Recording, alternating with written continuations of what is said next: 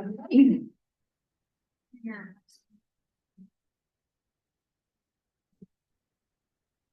Good evening, everybody, and welcome to the January 14th Planning and Zoning Commission meeting. May I have a roll call, please? Eric here. Michael here. Lynn here. Daryl here. Amanda here. Please rise. I pledge allegiance to the flag of the United States of America, to the republic for which it stands, one nation, under God, indivisible, with liberty and justice for all. Thank you. Okay, has everybody on the commission had time to read tonight's agenda? Are there any changes or corrections or nothing? May I have a motion, please? Make a motion to approve tonight, January 14th, 2026 agenda. Motion by Michael, second by Daryl. All in favor? Aye. Aye.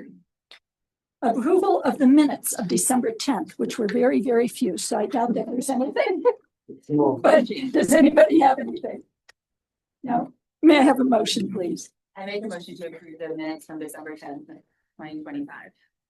I second. Motion by Amanda, second by Michael. All in favor? Aye.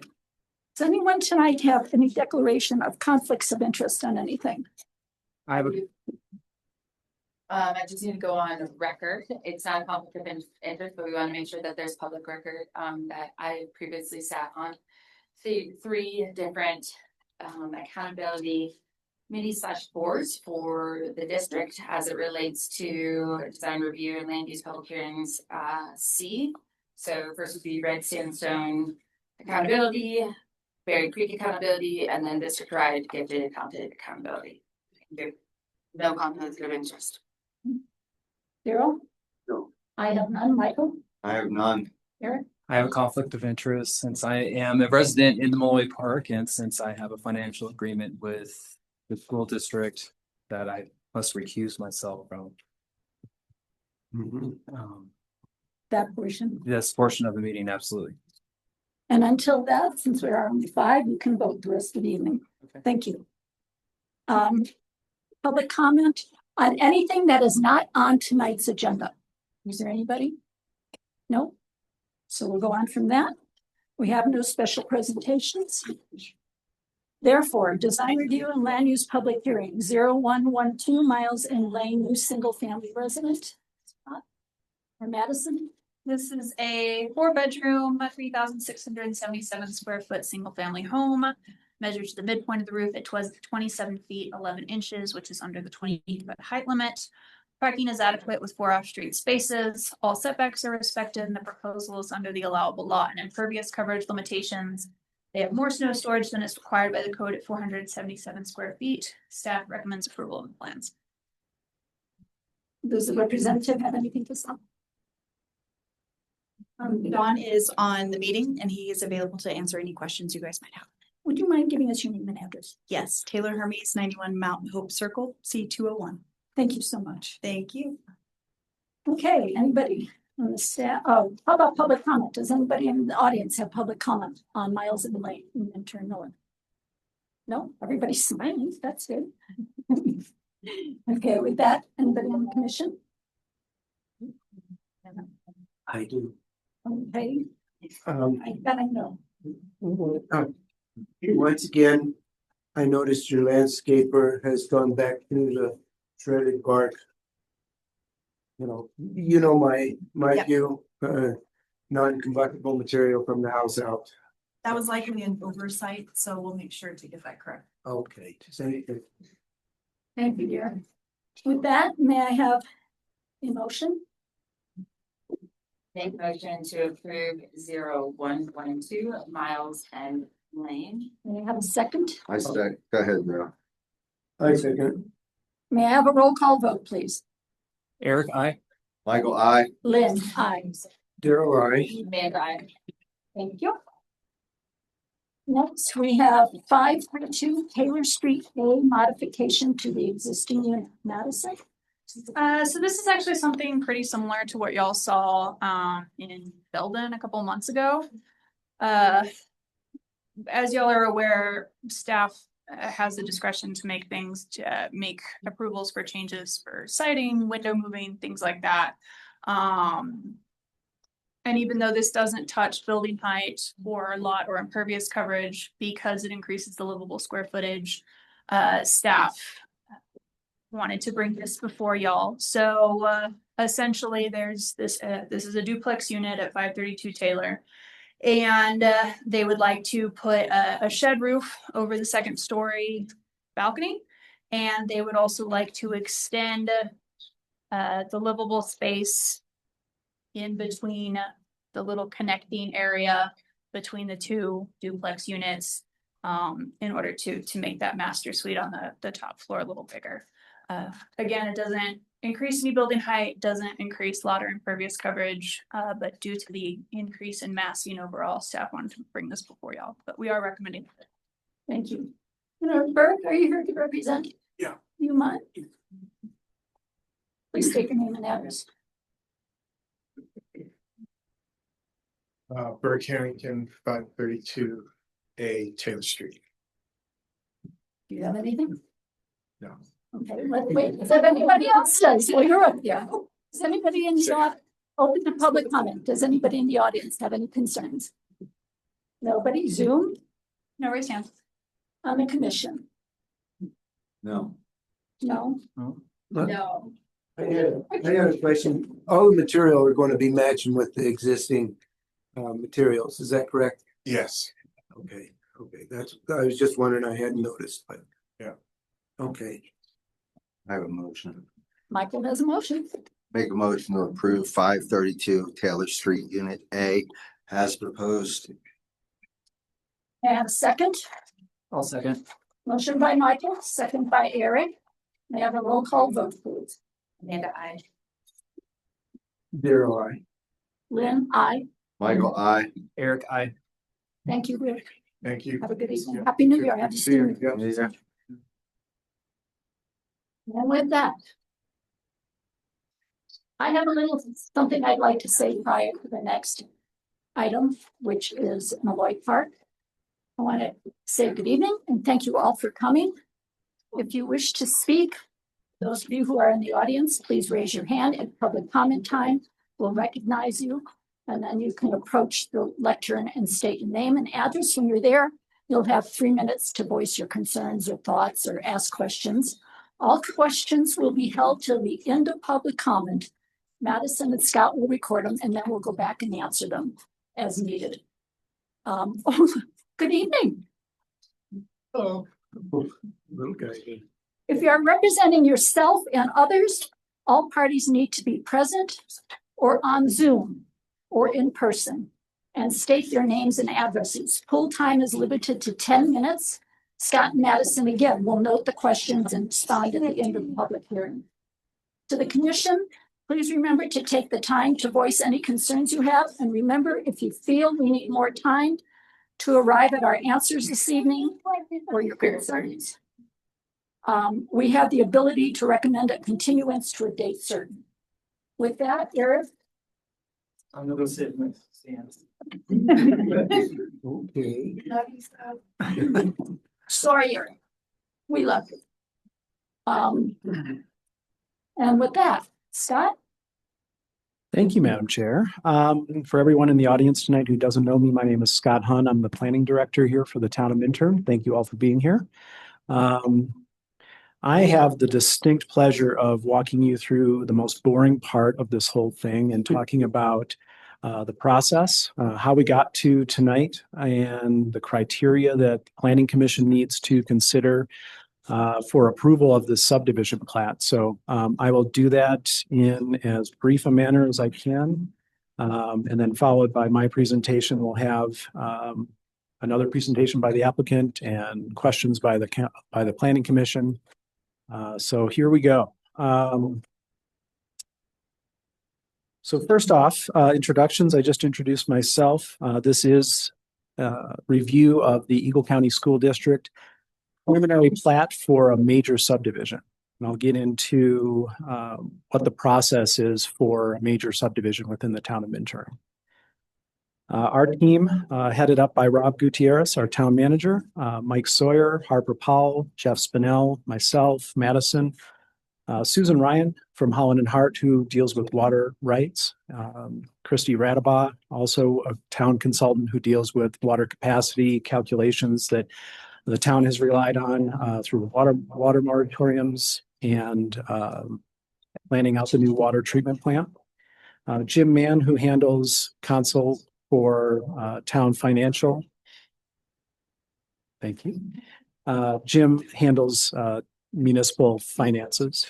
And then Polly Jessup, who we contracted with to look at the environmental concerns, mostly to do with just verifying how this proposal at all fits in with the Superfund site and some of the work that's been done in Malloy Park.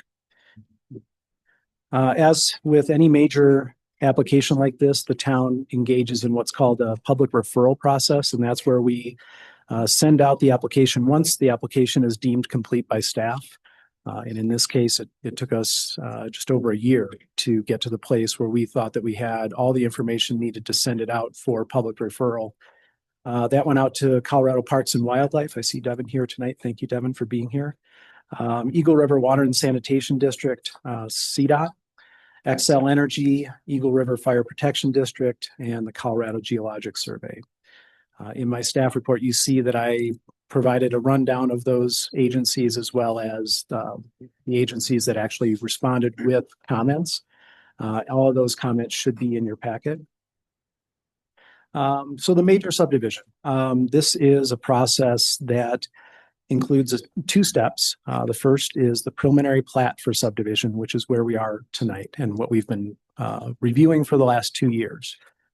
And that is a stage where most of the heavy lifting gets done with regard to preliminary civil engineering drawings to make sure that from a functional physical standpoint, the subdivision can be developed in a manner that meets our requirements for the town. We also look at the legal aspects of the actual subdivision plat itself, the legalese on the plat, the conditions or the general notes that generally go along with a subdivision plat, things like that. Soils reports, geologic reports. Those are the things that we review at the preliminary level. Final plat and development agreement, that's the end of the process. That's the second step. And that usually has more to do with crossing T's and dotting I's, making sure that any potential conditions of approval that you and the council might forward with a recommendation on the preliminary level, things that the town would like to see changed, details or technical aspects that the applicant's surveyor or civil engineer needs to correct prior to coming to the town for the final approval. That's what we look for at a final plat. We're looking for final civil engineering drawings, usually 100% construction-ready engineering drawings with cost estimates. And that then forms the basis for a public improvements collateral. So making sure that we know who's paying for what and the money for that is provided usually as a bond, a letter of credit. And then there's an agreement that gets entered into between the town and the subdivider that tells us when those public improvements, roads, water, sewer, other stormwater drainage, those types of things, when they're going to get completed. And then we have an agreement in place. Any questions about where we are tonight? Okay. Michael, I have a question too. Okay. has I think that we should potentially give a brief explanation on how, we made sort of an agreement in 2011, so people understand that, we have a prior partial agreement. We can get into Gets us here. I'm sorry. Yeah. Go ahead. Yeah, great point. And certainly. Procedure wise, though, Okay. prior to doing that. Do you So want to? This is more for Mike Sawyer. So as part of our procedure wise, we were supposed to have planning was supposed to do Site walkthrough, that's in section 17.5.30, to my recollection, Correct. that has not, or who participated in planning? Have you all been to the site? No. Okay. So with that, is our application complete? Yes. Okay, The application's complete, but from a procedural standpoint, the code requires at least 3 members of the planning commission to have visited the site before the hearing. I've never been to Smaller Park. I've not been to this site as it's like described here with all of the track day effect. Oh, no. Yeah, you can continue forward if the commission thinks that their review would be aided by a site visit, then that's something that you can continue the hearing to the next zoning commission hearing and avail yourself of that, but you know, that's not something you can hold this up forever on. If you were gonna do it, you would need to get it done between now and the next meeting. Okay, so that would be one question for you. My next question is in chapter 17, it allows for only one, it looks like continuance. From your perspective, are we allowed multiple continuance for the code? If the applicant consents to an additional continuance, I think you can, but I believe that that's in there for the benefit of the applicant. Mike, should we try and schedule a meeting out there? I know I've been to Malloy years, but I'd like to know exactly how we're laying everything out. Correct. We try and do that tonight, schedule something with the, Yeah, if you're thinking a continuance is warranted based on the information and the desire to go out to the site, the best way to do that would be for us to schedule a work session, which would be noticed, that members of the Planning and Zoning Commission would participate in. Members of the public would be invited to attend, although not actively participate, but they could attend and listen in. And you could get that scheduled and make that happen between now and the next P and Z meeting. I mean, to me, Lynn, because of the obvious all the transparency, all of that, I feel that it would be important for us. I have no problem with. Thank doing you. that. I have no problem. I did go out there. And I am familiar with it, but I went back to refresh myself. So, yeah, The current application in front of me. you know, I've been out there since we had the rummage sale out there, so. But I did, because I had a few things in my mind and it cleared it up.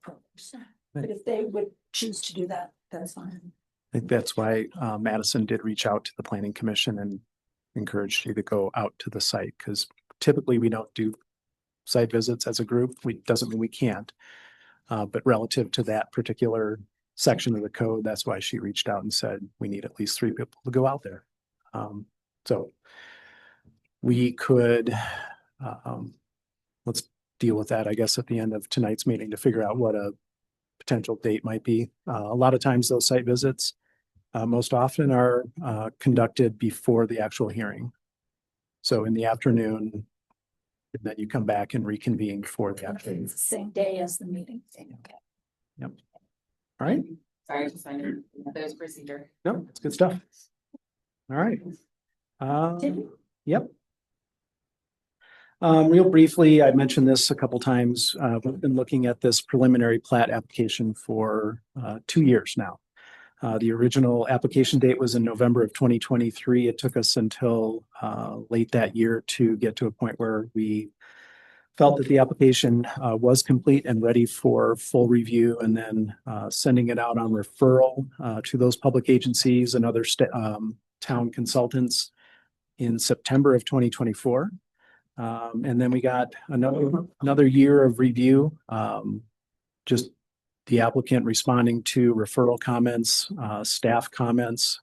That's also when the staff really digs in and starts reviewing the application critically. So there was a lot of back and forth over the course of about a year. And that led us to noticing, and we were supposed to have a planning commission meeting, the first hearing on December 10th, I think it was. We did receive some correspondence from the adjacent property owner right before that hearing, so we decided to postpone and reschedule so town staff could respond to that public comment. Just a quick vicinity map. I think everyone knows where Molloy Park is, but just due south of the town proper and located and accessed along Molloy Park Road. This particular property is 19.1 acres out of a 46.8 acre mixed-use zone district. You mentioned the 2011 annexation agreement, Michael.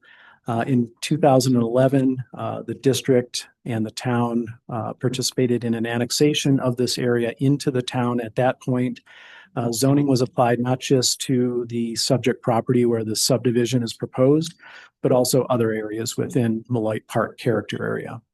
So that included a public facilities zone district where the town water treatment plant is located.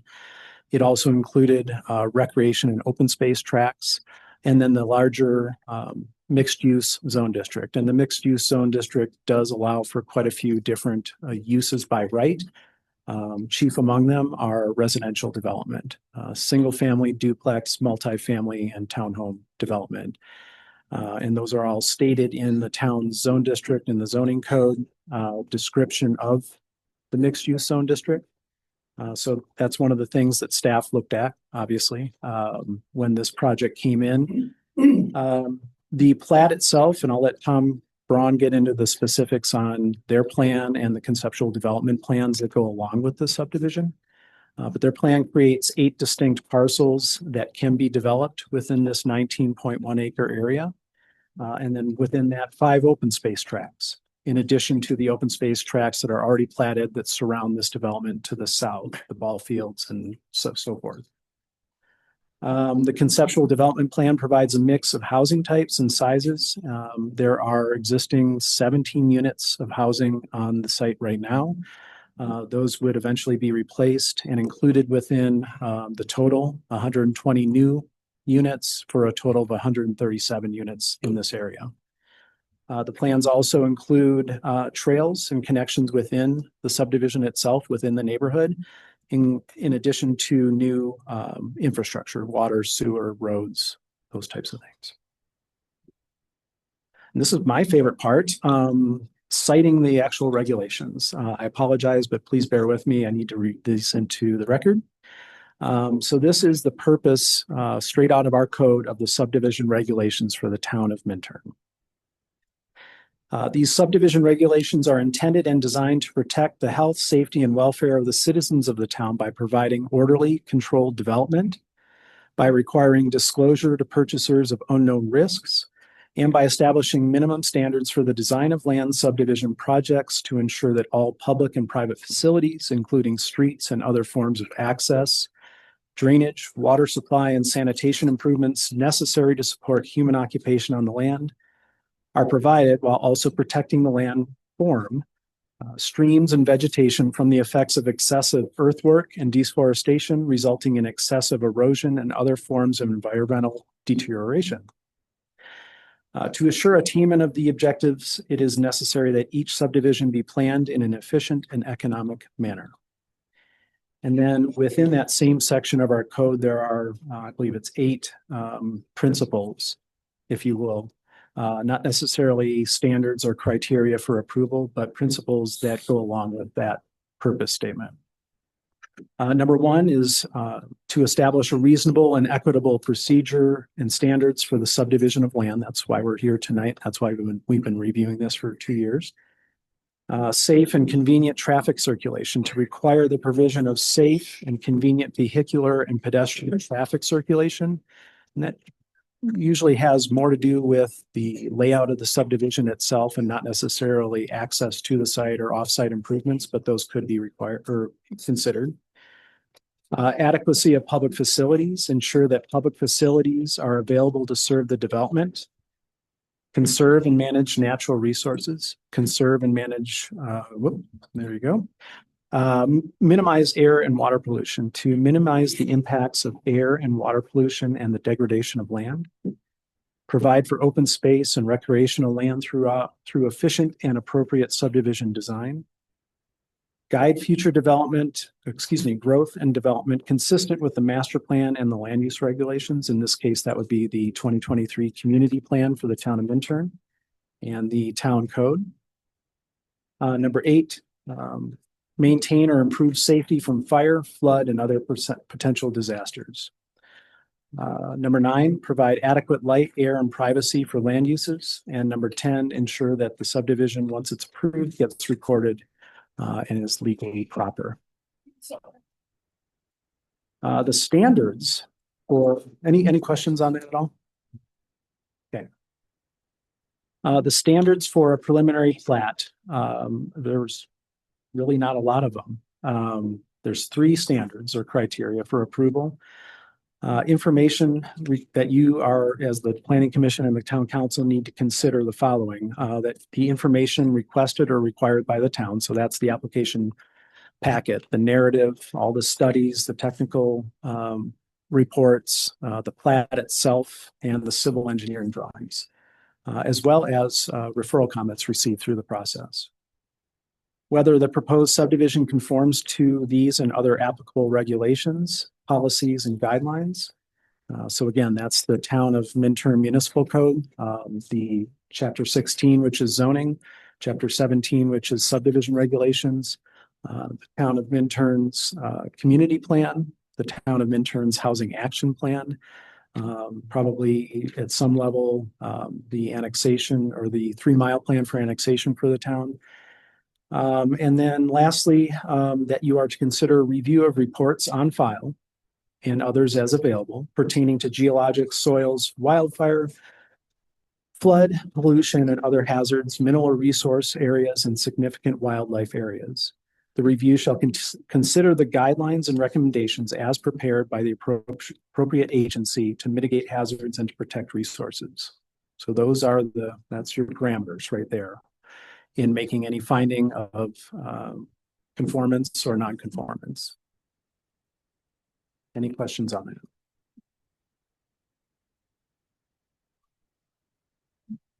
that? I have done my best to consolidate into 3 or 4 slides, a lengthy staff report and a lot of information, boiling down what staff feels are areas of conformance.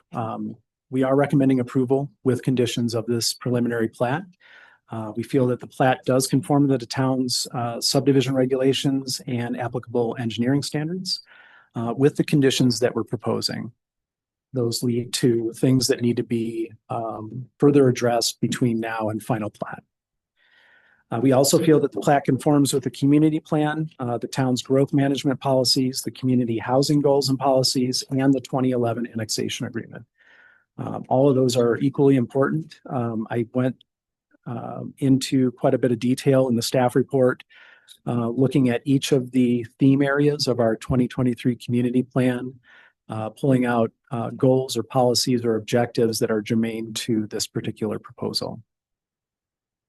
Staff also feels that the plat and the conceptual development plan do exhibit a pretty efficient land use pattern, clustering of development within just over 40% of the overall area that is zoned mixed use within the Molloy Park character area. So there's obviously been an effort to cluster development and minimize disturbance, placing most of the development on areas that are already disturbed, that are either being used right now or have been previously graded. The applicant has also followed the 2011 agreement, which requires a 50-foot setback to Cross Creek. Other areas of town aren't so lucky. They only have a 30-foot setback to Eagle River and other water bodies. So right off the bat, this subdivision is in better compliance with setbacks to a water body than other areas of town. It also really concentrates development in an area that is either already served by roads, water, and sewer, or can be with upgrades to water and sewer infrastructure. So very efficient use of infrastructure and public dollars. The plat and the conceptual development plan encourage a range of housing options. I did not go into detail, at least in this presentation, about the town's 2019 Housing Action Plan, we do have housing mitigation requirements. Based on the draft housing plan that the district has provided with this application, it looks like their housing plan will exceed the town's minimum requirements significantly. That has yet to be finalized, and there's room, I guess, for revision, but just the initial draft of that well exceeds our minimum requirements, and it does achieve some of the town's housing goals. So additional areas of conformance, the subdivision is located to take advantage of public transit services. There's a bus stop within walking distance of this new neighborhood, and to contribute to the town's pedestrian infrastructure within the development itself. There are pathways, trails that connect between one development area and the next. There is also a path or a trail shown along the south side of Mollite Park Road from this neighborhood to the Minturn Fitness Center, which is super important. It's identified in different master planning documents, and if it wasn't, we'd be asking for it anyways. So utilities are available and service lines are in place or can be upgraded in close proximity to this proposed subdivision. And the proposal addresses the town's community housing goals and strategies, as I mentioned.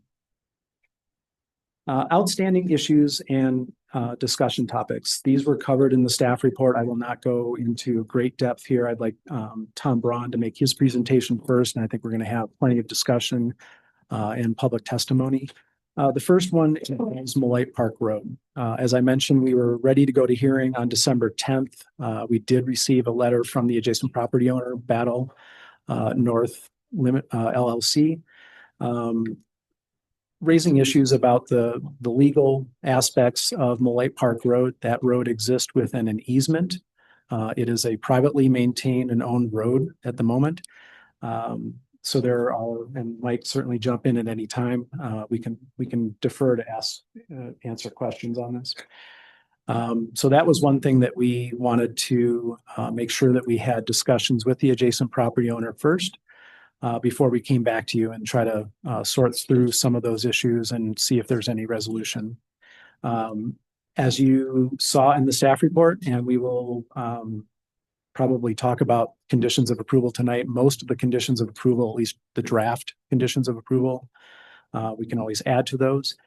Those have to do with what happens between now and final plat with regard to sorting through issues of Mollite Park Road, the easement itself, the location of the road, which in certain small areas drifts outside of the easement, the existing conditions of Mollite Park Road, and what, if any, improvements need to be made to that road to serve this development and any other development in Mollite Park. Do you want to speak to that now? I would just add, there's materials in your packet. We received comments from the neighboring property owner, Battle Mountain. They provided a letter. Town spent some time considering those topics and looking back at its materials. There's a letter from me responding to Battle Mountain that's also in your packet. It contained a number of conditions of approval or proposed conditions of approval. I have spoken with the applicant, with the school district's attorney about one of the proposed conditions, condition number 4, which related to having an agreement with Battle Mountain. The attorney for the school district cited me to some case law that suggested that how I had drafted that particular condition may not be conforming with legal standards. So I have here, and we're going to need to make some additional copies, as I underestimated the number of people in the audience today, but we've got some alternative conditions that we'll ask you to consider at that time. Whether we get to that point in today's meeting, we'll wait and see, but I'll pass those out here in a little bit. They've already been provided to the school district and to Battle Mountain, so they've had an opportunity to look at those. Thanks, Mike. The other issue or topic of discussion is the Colorado Parks and Wildlife referral comments. I did speak to that in the staff report. There is a very thoughtful referral response that we received from Matt Yamashita and Devin Duval back in October of 2024. The result of our review of those comments ended up in a meeting between Devin and the applicant, myself, and some other folks from the school district. I think that was on November 8th. And then a few months passed, and the applicant, in the course of their response to some other referral comments, had provided me a response to CPW's comments. We did not forward those comments to CPW, so there was a lapse in time, significant lapse in time between February of 2025 and December of this year. Mistake on our part. We thought those had been forwarded to Devin. We went on with our review, dealing with other referral agencies and other internal staff review, mostly dealing with civil engineering and stuff like that. So there was a response, and I'll let the applicant speak to some of those initial comments and what the district's position is on those comments. As is kind of normal course of these proceedings, usually if we receive comments, there's a period where the applicant does respond to those, and hopefully most of them or some of them are resolved. And then you go to a hearing and you have the Planning Commission consider those comments and the council consider those comments. There's not a point in which we would stop this process and hold public hearings to talk about wildlife in Moolite Park or to engage in a master plan or a more comprehensive plan of Moolite Park. In this case, Moolite Park has been master planned at least twice over the last 2 or 3 decades. We have a parcel that's been annexed and zoned into town that does have water rights associated with development in anticipation of development. And the normal course of action is for those comments to go to the Planning Commission and the council, and it's up to you to figure out what to do with those comments. In this case, the applicant did respond to some of those and made changes to their wildlife mitigation plan that is part of your packet. It's part of their application. If approved, it would become part of the subdivision and everything that they have to hold themselves to. In other aspects, there were recommendations made by CPW that I think staff as a whole feel that are more global in nature, that are intended to be viewed by council when this application goes to council. And for them to consider whether they want to engage in a multi-stakeholder planning process to look at different aspects of wildlife and potential impacts, or to impose a real estate transfer tax on this development. Those are not something that I don't think the applicant needs to address at this point, and staff didn't feel needed to be conditions of approval. So that's a general explanation. That's a very public apology, Devin, for not getting you those comments in a timely manner. And hopefully that doesn't damage our ability to move forward and find some opportunities to collaborate. So with that said, I'm happy to answer any questions about those topics. So I have a question. So not only CPW had recommendations, but also Holland and Hart around amendments to the annexation. Are all of do we consider all recommendations by referral agencies as, okay, You may, yeah. okay, thank you. Yeah. And then can you just confirm the actual date that Devin actually did, or the applicant did receive the commentary from Devin or vice versa? So we received comments, I believe it was October, I don't know the actual date. Very shortly after that, we facilitated a meeting between the applicant and CPW. It was a Zoom call. There was probably 6 or 8 people on that Zoom call. And then in February, late February, we received a written response to CPW's comments from the applicant. So February 2025 was Correct. applicant responded to Devin's comments. Correct. But those responses were never received by Devin from February 2025 until December of this year. 2025. Yeah.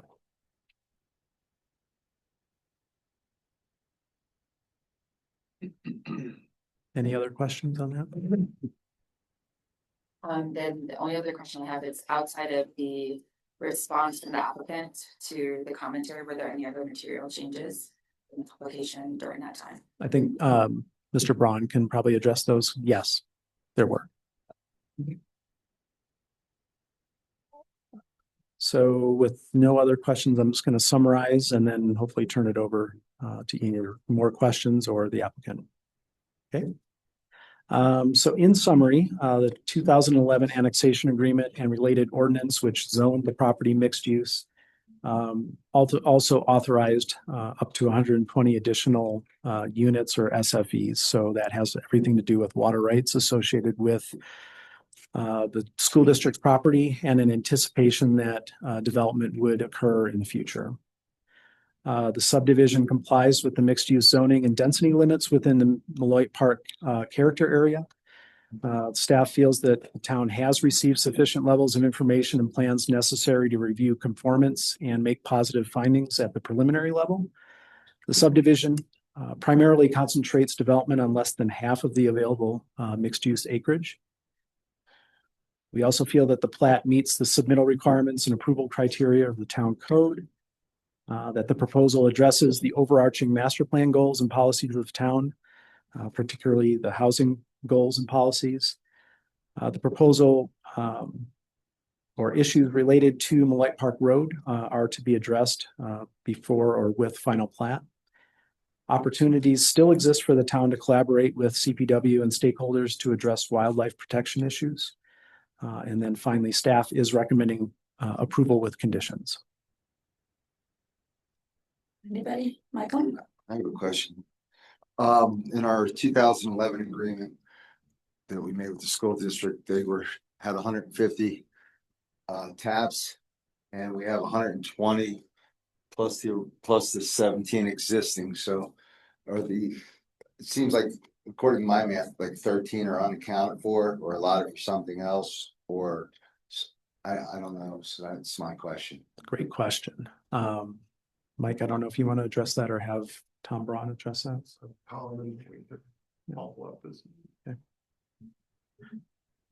We can, we're gonna go through a review wanting to handle. Well, first, we're Tom gonna let is Tom gonna- present, yeah. and we're gonna go to public comment, and we'll Yeah. go back to us. I just have a couple more slides and I'll be done. Yep. So tonight, your choices for action include approval with conditions, denial of the application, or a continuance. So those are, as always, your three choices. One more thing, just for the audience and anyone watching.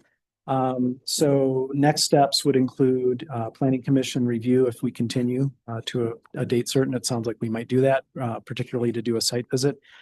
And then the planning commission would conclude their hearing, take any additional public comment, ask any additional questions, and make a recommendation to council, which staff would then incorporate into a staff report, describe what happened during the planning commission meetings, and pass that on to council. And then the final stop is town council review and a public hearing. And then that's it. We do have the conditions as stated up on a slide if we get to that point tonight. Okay. Tom, please state your name and address. Give Thank us you. something to think about. If Scott hasn't given you enough already to think about. Tom Braun, Braun Associates, representing Eagle County School Districts. My address is 691 Rainbow Loop, Driggs, Idaho. With me tonight is Phil Palm, Director or Superintendent of Schools. Joe Reed, Director of Facilities, is behind me somewhere. J.R. Sprung, maybe behind me or maybe calling in on Zoom. He's our civil engineer. And Kelly Colfer, our wildlife consultant, is calling in on Zoom as well. We'll do our best to answer any questions that you've got, but let me first share a little story about how we got to where we are tonight. This is, you can jump to the next slide, Madison. I'm not going to bore you with the history. We've got enough to talk about. I don't want to take the time. We've got the same vicinity map there that Scott had up. So if you didn't know where Beloit Park was before, maybe you know now. Annexation. Next slide, if you could, Madison. That was done in 2011. It took 3 tries. The town came to the district twice about annexation, and for whatever reason, never got the traction, never got to a formal annexation application. We finally did the third time was the charm. And we developed the annexation that brought the property into the town boundary.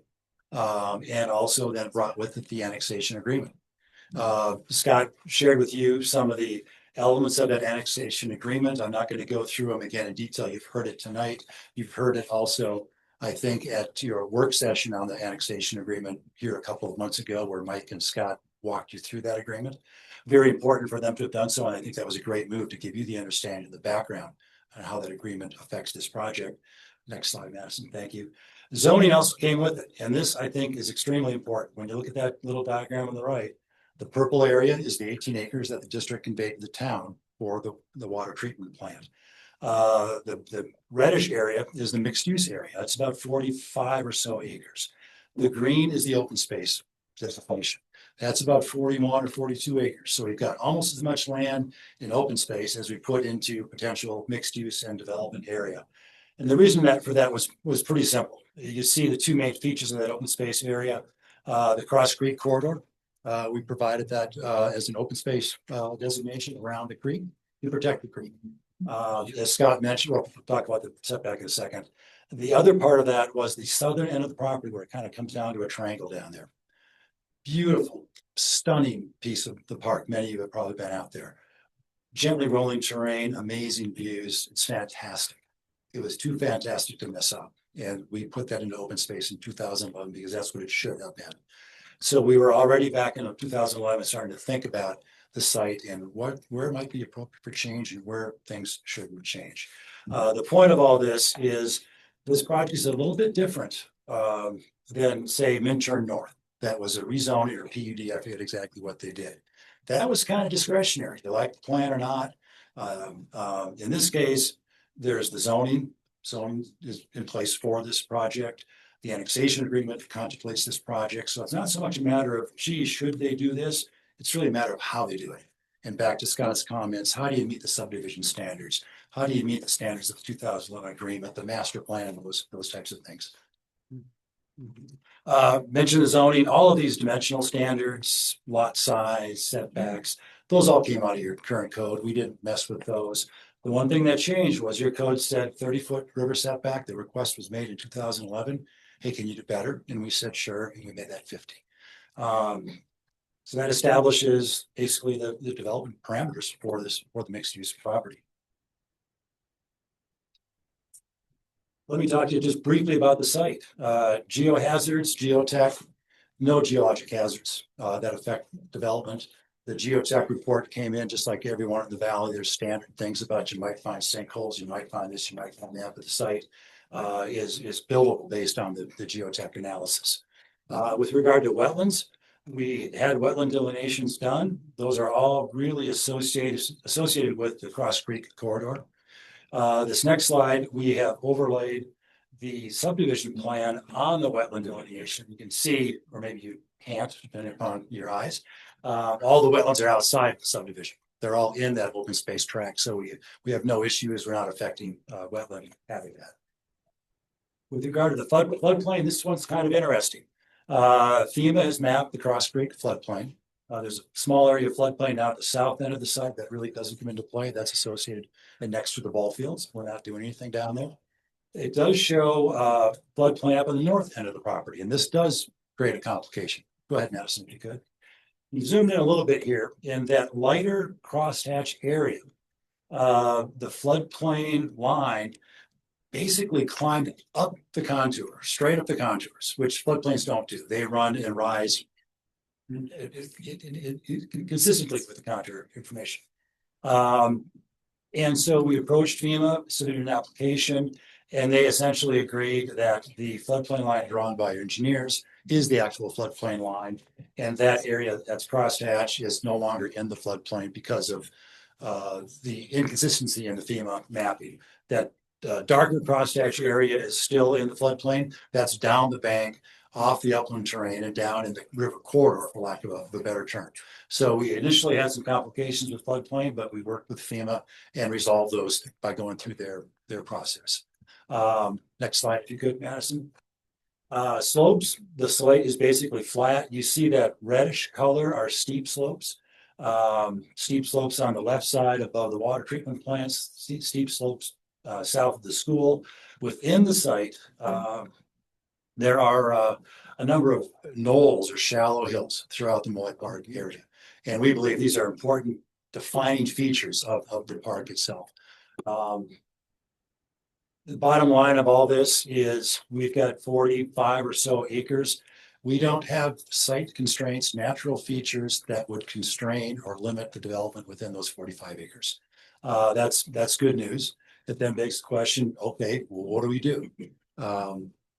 That brings us to the district's goals here, which really started and are furthered and driven by the housing plan that the district did in 2020. That plan defined a bunch of goals, a bunch of different opportunities for how the district could create staff housing. They want to do so just like everybody else does. Difficulties in recruiting staff, difficulties in maintaining staff. With housing, you can affect both of those challenges that we live with today, and it's not just the school district, it's every employer. Since that plan was adopted, the district has master leased I think a dozen or so units. They're involved in the Vale Housing Project going on, I forget the name of it, along the highway there. We've done 2 collaborations with Habitat for Humanity, one in Eagle and one in Gypsum, created, I think, 28 or so units. Habitat's about to start a 3rd in Gypsum this year, if not already. We've developed 37 apartment buildings on the east end of Alamo High School. We've developed 40 apartments at the Ikabar in Gypsum. So the district has been knocking out of the park in terms of developing staff housing. This is the next chapter in that effort, the Moy Park project. Go ahead, if you could, Madison. This is the illustrative site plan that you've seen in your packet. This is where we want to go. It's an illustration, it's an artist rendering, if you want to call it that. From that standpoint, we haven't designed any of the buildings yet. So as the project is developed, you'll probably see some slight changes with where buildings are laid out and that sort of thing. But this drawing is very real as it relates to the preliminary plan, it relates to zoning standards. So it is reflective of the level of development that could be achieved in Moy Park. This is where we want to go. Let me talk about how we got to this concept.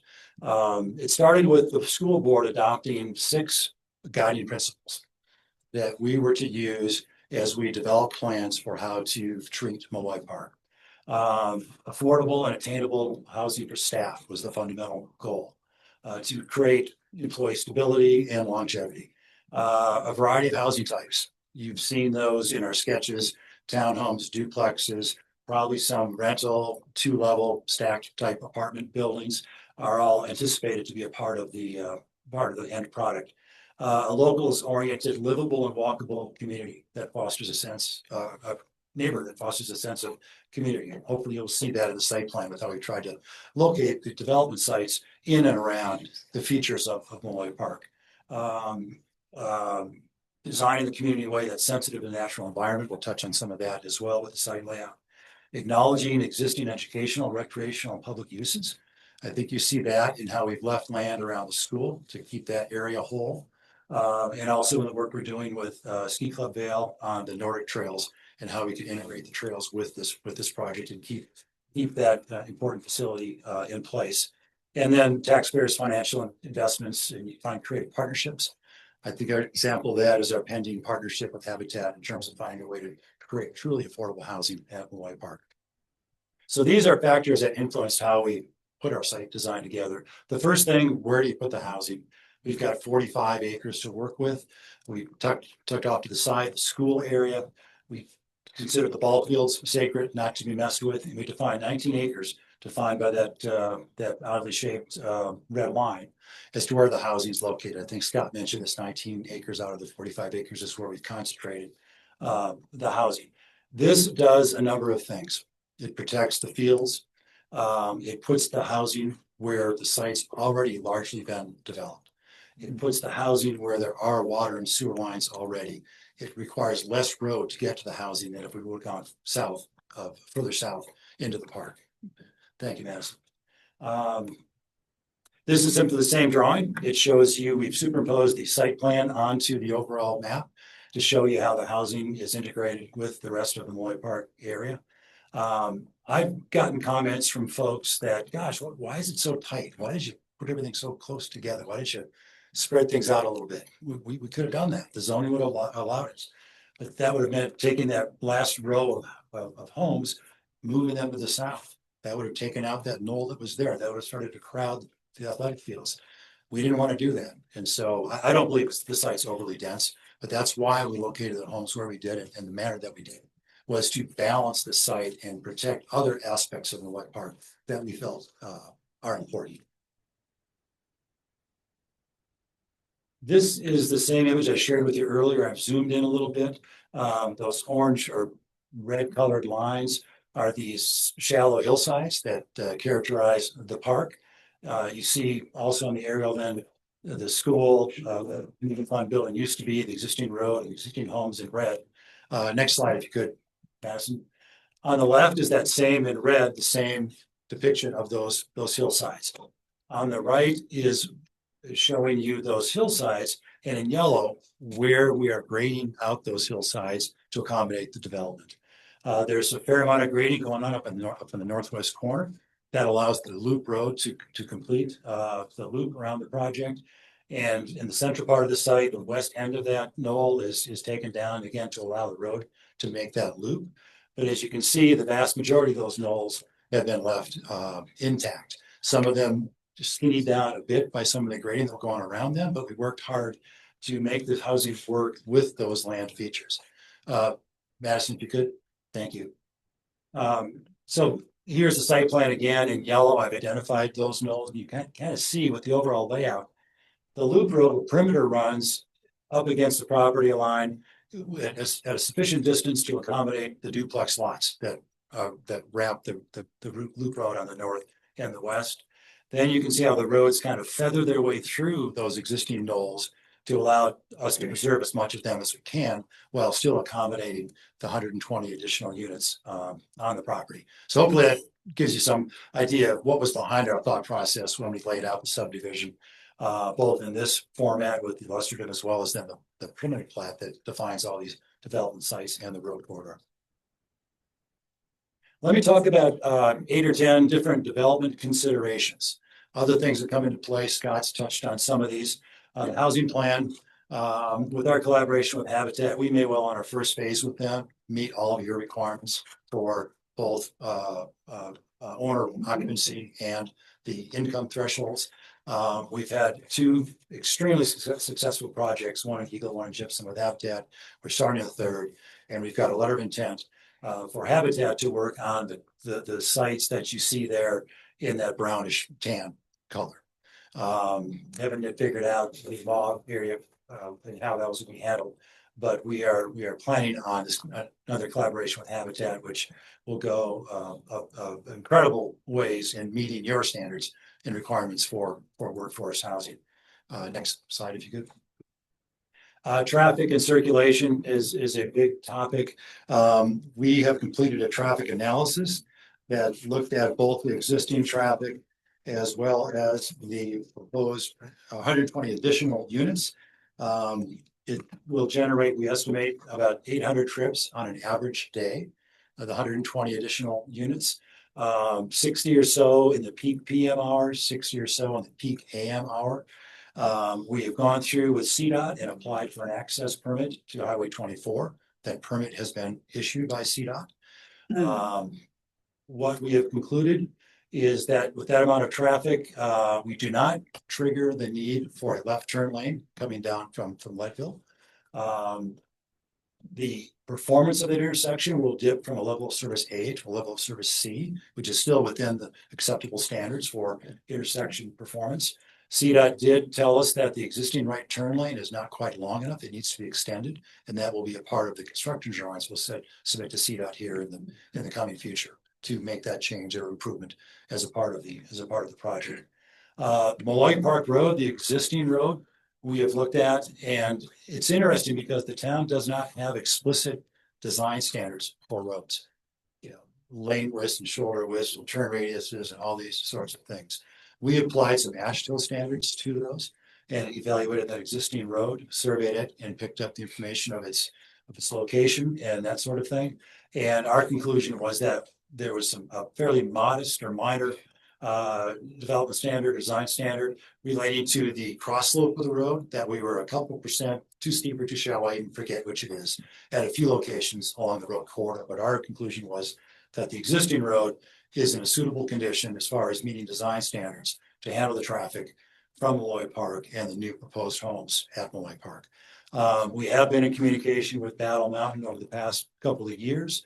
Last talked to them this past fall, exchanged a bunch of emails about the content and approach to an agreement related to our common interests. The road is one of them, as well as the amended ditch. I'll touch on that in a second. And those conversations are ongoing. Next slide, if you could, Madison. The interior roads that we've designed, I think Jeff has signed off on the design of that road system. It doesn't show up as well as I had hoped here, but what we've proposed is a soft surface trail system, fairly extensive system to provide connectivity and walking opportunities throughout the community, extending from the north or the fitness center back into the project and then all around the project to create pedestrian connectivity between the residential developments and other amenities we hope to have on the project. We did delete two trails, one across the north side of the property and one across the west along the Cross Creek corridor at the request of CPW, and those have been taken off of the trails plan. Services, we have, as I said, sign off from CDOT on the access permit. Excel is signed off on the gas and electric and their ability to serve. Eagle River Sanitation District is Water and Sanitation District is signed off on their capacity and ability to provide sewer service for the project. The town has the water available to provide water to the property. There's one thing that we need to do that came up during this 2-year period that Scott talked about, and one of the reasons that was a big chunk of time that we spent addressing was that as a part of the new water treatment plant expansion, the town's consultants indicated that the existing pump station needs to be replaced, which I don't question. It's probably quite old and held together with duct tape and baling wire. But it took some time to find a consultant that does that kind of work, to design the system and to work with the town's consultant. So we've got that cited. We've got more design work to do, but we're working on providing that new pump station that will provide a more efficient and reliable way of getting the water up the hill to our water tank to then serve the project. But fire department has signed off on both the road system, one point of access, as has the paramedics. And the fire department has also signed off on our water plan, number of and location of fire hydrants and that sort of thing. Our amended ditch provides water to the property. It's been used for many, many years for some limited irrigation around the school, as well as to irrigate the fields. We own, I think it's a 20% interest in that ditch. Battle North owns the 80%. We are working to restore the existing headgate that you see kind of down at the bottom of that drawing, right along Cross Creek. We're going to restore the ditch. You see the windy black line that runs through the property and kind of ends on the east edge of the ball fields. That's all work that's ongoing. And next slide, if you could, Madison.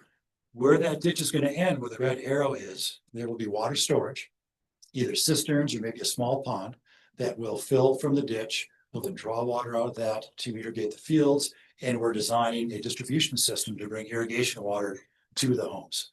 I think in our submittal, we indicated about 2.5 acres of irrigated area. We're now looking at maybe 3.5. We don't want to go crazy with it, but we have the water available to use, and that's what we're looking at currently.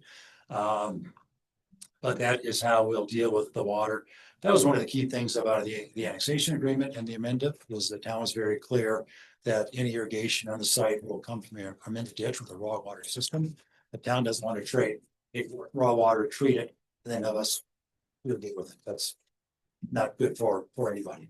The raw water system will be expensive, but it's the way things are going to be going forward here on the West Slope, I think, for a long, long time. Next.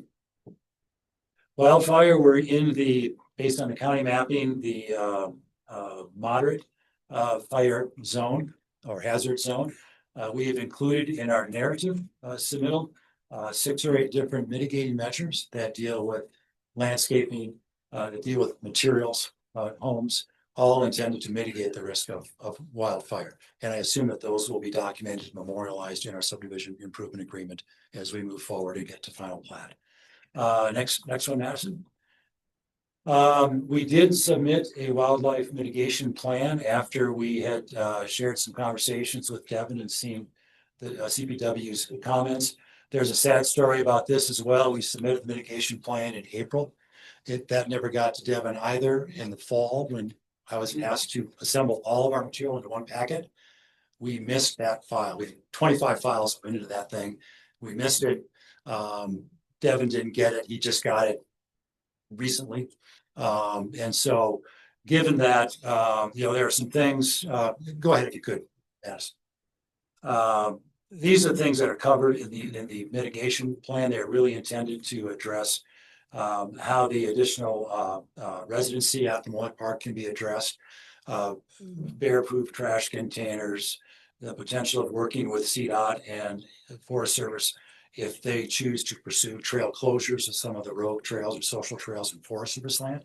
A variety of different things, pest control measures, lighting, that sort of thing.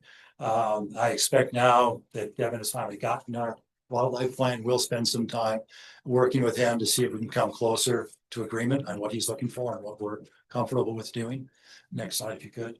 I would suggest that you consider a couple things, and that would be what we've already done in response to wildlife. And I'm going back to the zoning and the southern half of the property being designated as open space, the creek corridor being designated as open space, how we've located the project on an area that is already largely affected by prior development.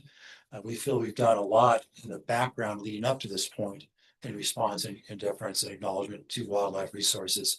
The division suggested 10 or 12 different things. A number of those we said, okay, like taking away the trail from the Cross Creek corridor. A couple of things we kind of gave a qualified okay to. A number of them we said no. We can go into those later if you want us to go into that, but there were some things that we felt were not the district's responsibility or just not something that we felt was in sync with our project. Scott mentioned the request for a real estate transfer tax. We don't feel it appropriate to burden a workforce housing project with that kind of thing. But we'll be talking to Devin further, and hopefully we can come closer to some common ground before you see us again or before the council sees this. This drawing, it just shows what I just talked about. The area in green is to be left undisturbed. The area in red is the already disturbed area. And if you look closely, you can see the site plan in those areas that don't have color. That's the new development footprint. And it's relatively modest. I think it's maybe 5 acres of the 19 acres. That's new disturbance from what's currently natural terrain. Nordic Trails. We started with the district and ski club established an agreement and an ongoing lease with Nordic Trails, I don't know, 10 years ago, 15 years ago. It's been a good long while. It's been highly successful. And Dan Whalen from Ski Club started talking about this project back in, I think it was 2023. We started sharing different ideas about how we can make the trails work with the housing project. If you look at that diagram on the left, that shows their full 5K track. That rectangle identifies where there is some impact from the housing and where the trail will need to be reworked. That image on the right shows you it with a little greater detail.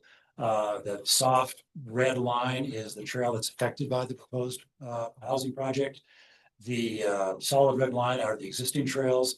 The dashed red line reflects a potential way to respond to and realign the trails in response to the housing project. Dan and I will be meeting tomorrow morning to talk about this in more detail, but we had our school board president in a call with Dan earlier this week. The district's committed to hoping to find a common ground with Dan to keep his track whole and keep that valuable resource out there. Other factors related to the Nordic Trails and the public use. Difficult to see from this drawing, but our existing road system connects right to that little road that goes up the hill to the fields. So access to the fields remains basically the same as it's always been. We'll need to look at parking. We've got options. One could be the use of the school lot to access the park. Another could be, until we develop all the sites, some temporary parking within the project area. Another could be to create a parking lot dedicated to park use and Nordic use. We believe that at the center of the site, we've got about a 4-acre parcel. And we think we can find some room in there for a small parking lot. So we've got some details to work out on that, but often with these kind of projects, you deal with the big picture first, get the project approved so you know what you're working with, peel back a layer of the onion, and you deal with things like the park and how access can be and parking can be provided. So that's another thing that we're working on. And the last one, if you could, Madison. We've got 16 extremely valuable employees that are living out there currently. And this drawing shows the location of those homes, and you can see how the road system will affect those homes. At the suggestion of some residents a year or two ago, we talked about a lot of different alternatives, but one thing that hit home with the school board was the request to phase the project to work around the existing homes as long as possible. Next slide, if you could, Madison. And we did take that to heart. A little bit difficult to see, but the road you see coming into the project in white is existing road. That would remain while we develop phase 1. And you can see just past that little 3-way intersection, the road turns to a shade of gray. That would be a new road that would create 3/4 of the loop, wrap around and tie into the existing road that serves those homes today. That will allow us to develop, I think it's 97 of the 137 homes. It'll take us a good long while to build those out. And so by phasing the project, we can work around the existing residents, I think, for a good long period of time. Next slide, if you could, Madison.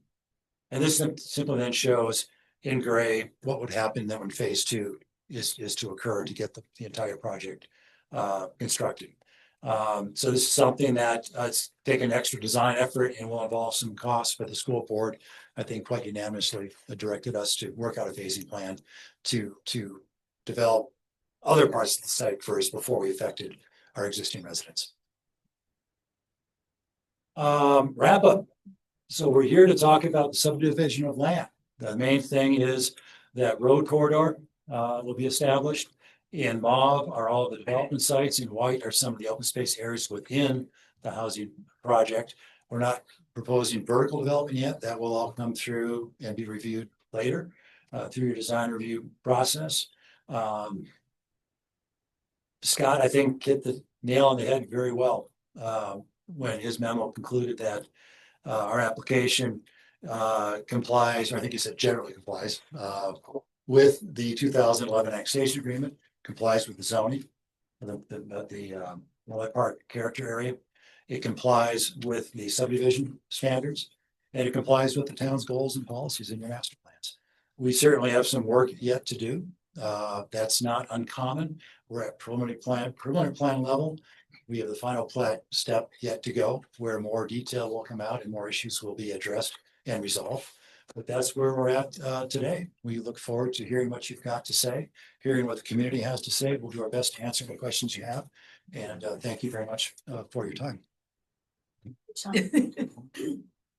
And with that, we're going to open to public comment. Then if I could real quick, so Tom, did you have anyone else from your team that you wanted to present as part of the? No, they'll maybe be available for questions, but okay.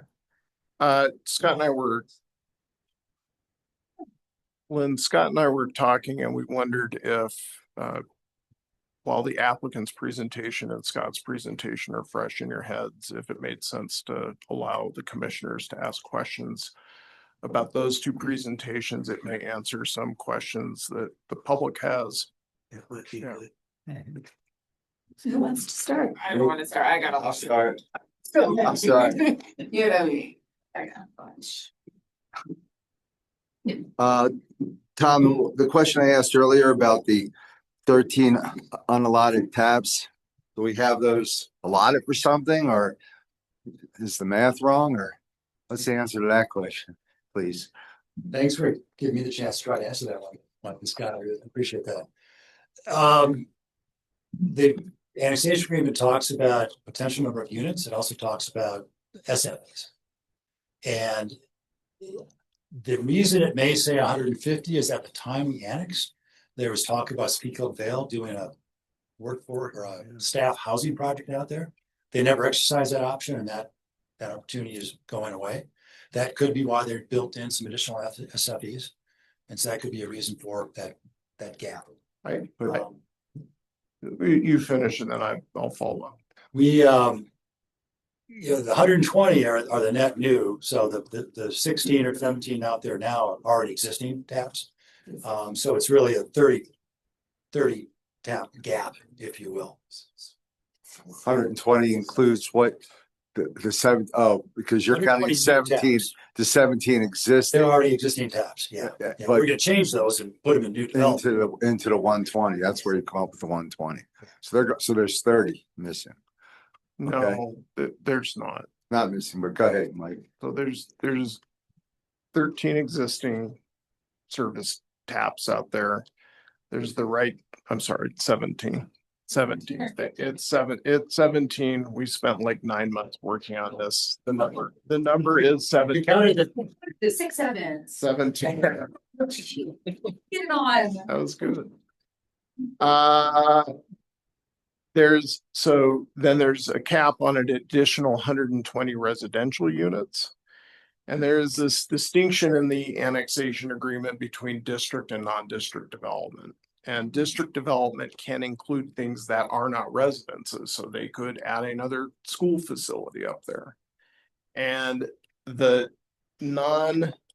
district development potentially could take the total number of SFEs served on the site from 137 up to 150. But they can't go over 137 residential units. And at the current time, the plan that's being proposed is only for residential units. There's no plan being presented that would expand the amount of school footprint that's out there. Can those unaccounted for SFEs be sold off? No. Okay, moving on to the next question if we're good. One. Okay, I think you showed it in the slide, but the open space that you have marked as open space, that's guaranteed open space forever? It's zoned open space. That land use designation could not change without the town approving it. Okay. I'll push through quickly, that way everybody can have a chance. I think that the public parking, the public access is quite important.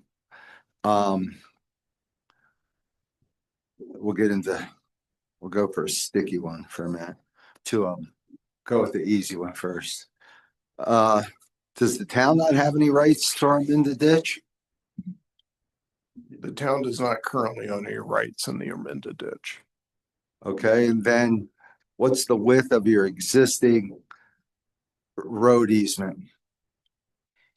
The existing road is in a 50-foot easement, Uh-huh. and the proposed roads are also in a 50-foot wide easement. And the reason I ask the second part of that question is because, on your trailheads, your trailhead access where it says it's, 6 feet, of course, I'd recommend, 10, because the new path down here by the old dirt road that's now paved up to the Minturn townhomes, that's 10 foot, and 10 foot actually gives you reasonable space. The problem is with the 50 foot, you would think that's probably an important spot to have a rec path or a trail next to the road. And because you only have 50 feet, I don't know how that's going to get sorted out. Secondly or thirdly, part of that is I know reading through the packet, there's, some questionable interest, from Battle Mountain in regards to that road. And, what you applied for with the CDOT application, traffic study was for your specific 120 units. The rec path on the side, that's just something to think about moving forward. But the road itself, if if there's an issue that Battle Mountain has with your road, then as it says on your CDOT application, they're not listed as part of it. So technically that application and that road study would go out the window if there's not something sorted out with them. So it's sort of hard to review the current application with, I don't know whether it's litigation discussion in regards to the road location. And then I'm almost done. Something to take in. And then basically, I think the requirements, to quote, call it affordable housing, I think that I read somewhere like out of 120 units, if it's 27 units or whatever it is, there's a certain percentage that quotes it as like, quote, affordable housing, so even though it's sold as all affordable housing, the question is how much is actually going to be affordable housing? Because we know that it's not currently going to be deed restricted, and potentially a lot of it could be sold off. And then the teachers that are, being, I think are the most important part of the process is, and the school district saying how important they are to the process. Are they going to get, when you phase it around their locations, if it was affordable, this is just something to think about, would they get, first right towards the phase of affordability? And then I think I'm good with that. Scott, procedurally, do you want me to provide some quick answers to those comments? Sure. Do we want It to? might help the public. You want to go back? Sure. Thanks, Tom. Otherwise, I'll sit back down if you don't. Let me take them, I think, in order. I think caught most of these. Sure. I would disagree with you that we need a 10-foot wide walking path to serve this neighborhood trail network. It's a little bit different than what's going on, I think, here in town. That could be a point of discussion later. But we did contemplate 4-foot wide paths in mulch the area. I think at Mike's suggestion, we increased the paths along the roads to be 6 feet in width. But we're comfortable with that with ourselves. While our 50-foot easement corridor would not have a whole lot of room to go a lot wider, we did also add in our preliminary plat, we have a 10-foot drainage and utility easement on running along all the right of ways. We changed that to add to that as a trail easement, utility easement, and drainage easement. So we've got a little more room there to work. How wide are your trails? I'm sorry. What's that? How wide are your trails being proposed? I'm sorry. Most of them are 4 feet. And the ones along the road are 6 feet. So that could be a topic for discussion. But the access permit, we submitted 3 different traffic studies to CDOT. The second one included an estimate of Battle North development that would be accessed off Molloy Park Road. After submitting that, CDOT came back and said, take that out. Don't include that in your analysis. And so our analysis won't go out the window. There'll have to be a new access permit requested by our neighbor. No, I read that. That's in the packet. So our work is valid, but our work addresses our 120 new units, doesn't contemplate Battle North project. We tried that and CDOT, for whatever reason, said, no, take that out of your report. And I think staff has emails from CDOT stating that exact thing. The housing, what we do in collaboration with Habitat will be deed restricted. It will be deed restricted. That will include things like if a person sells their home, Habitat has the first right to buy it back, to then resell to a Habitat qualified family. There are caps on the appreciation, there are requirements for owner occupancy. So there will be a rock solid deed restriction to maintain affordability going forward through the deed restrictions that we've worked with the Habitat on 2 other projects. I think those are the 4 topics that. Yeah, I think the only thing following up with that Habitat comment, technically though, you're pretty much with the affordable part of it is committed to just like 27 of them to be qualified as the affordable project. What percentage of the Yeah. project Yeah, of so- those 100?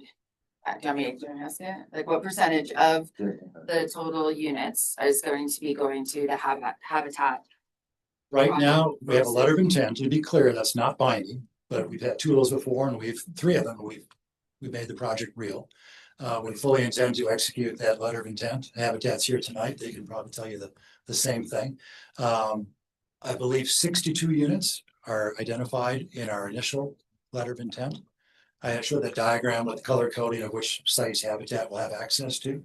So 62 out of 137 at a minimum is nearly 50%. And the town code requires, is it 20% of the overall development needs to be deed restricted for locals only. So resident occupied, just deed occupancy? restricted. Yep. And then within that, 10% need to be deed restricted, price capped to 120% AMI. So all of these units will be owner occupied, and we are targeting an AMI of up to 100% for the sale price. So we are going to do quite a bit better than what the town requirements So- are. What, Scott, just remind me what because we did that new AMI. Just remind me what again, sorry. So area median income. So No, but because we just did it. it was at 200. Yep. We amended our housing guidelines to require 10% of any new developments to hit that 120. So we lowered it to a lower area median income. You're saying it's gonna be 100? Yeah. And then can you tell me of those 62 units with the first phase of that being proposed in the package, is all 62 units of that 97 phase one? No. What's the percentage of the phase one? 33 or 34 are in phase one, Just 33 or 34, roughly. Yeah. so that's less than Yeah. of the total 97. So what is the remaining of that 97 going to? We don't know. It could be a district initiated apartment project, could be some other development. Is it gonna be private partnership? Private partnership. Like private partnership, is it gonna be non-district? We don't anticipate it would, no. We at one time have talked about the potential benefit of taking one of those development sites and selling them to a developer, taking the proceeds from that sale and using it to fund our housing initiatives. But right now, in talking to Phil and talking to the Land Resource Committee, our intention is that this will be all district staff. So for the first phase, the 97, only 33 units will be Habitat. Is that what you were saying? That's just off the memory. I could pull up the slide to see, but it's roughly, parcel A is 12 and parcel B is 21, so 33. Okay, and then the remaining, would those be ownership potential for district employees, or would those be primarily rentals? The remaining in parcel one, Yep, and then phase one. it could be both. We haven't really determined that. I think that the zoning allows us to do either one, but I don't think we've gotten to that point of knowing the structure. Oh, yeah, go back and I'll ask. Thank you, Amanda. Yes, no, I was just, the last thing I was gonna say is in regards to that, and then Amanda can continue, is it's not our right to tell you, obviously, hopefully you're considering something that potentially you're gonna be able to work a deal with the existing people that are living there, so they're not displaced. That's my recommendation. Go ahead, Amanda. Amanda, please go ahead. Okay, so, well, I want to go first back to my original question on amendment of the annexation agreement, where there's a suggestion in the Holland Hart Water that there's an amendment to the annexation agreement. Can you just go through that recommendation just for the public, and are we amending the annexation agreement based on Holland Hart's recommendation? Why don't I just take that? So Thank you. the letter makes clear there is adequate water. Yeah. So your consideration as a planning and zoning commission is to ensure that there are adequate water supplies for the proposed development. Holland and Hart, Martin Wood say there's adequate physical and there's adequate legal water. Okay. There is a little confusing language about the payment of tap fees. That's a utility issue that will be handled by the council. Okay. Do we need to consider it, No, Mike, as a you can add a condition of approval that says address the Holland and Hart annexation question, but it's a utility issue about the payment of tap fees. It is not is there enough legal and physical water to fund this development? Okay, should we can make it a condition Yes. that they Yes, you can. address the Holland and Hart recommendation. Yes. So nice for someone else to say no to you other than me. Thanks. Do you want me to do that, Scott, too? Would that take a load off your? Yeah, be sure. Yeah, so are you taking notes then? Supplement of water, there's a condition for amending. Okay. So then the next question that I had goes back to the gap between the communication with CPW and the material changes to the application. Can you best describe the material applications from when the original, like, it looks like by my notes, 10/25 or 12/25 to 2/25, what those changes were from when our partners CPW reviewed, provided their commentary, what changes were made. The only change to the physical layout of the subdivision and the development plan was that we deleted the trail along the edge of the project on the north side and on the west side. We did prepare a mitigation plan that I shared briefly, some of the highlights of that. And that was submitted, I think, in March and then again in April of 2025. And that plan addressed some of the CPW's comments, but there were a host of other comments from Devin that we did not embrace and are not reflected in our proposal. And are you willing to consideration any of those additional comments from CPW or reconsider your response? We're happy to have another conversation. You want to talk about those points? I think it would be good for public transparency since it wasn't necessarily included in the full package so that everybody hears. And Devin is here also, so I think it would be really helpful.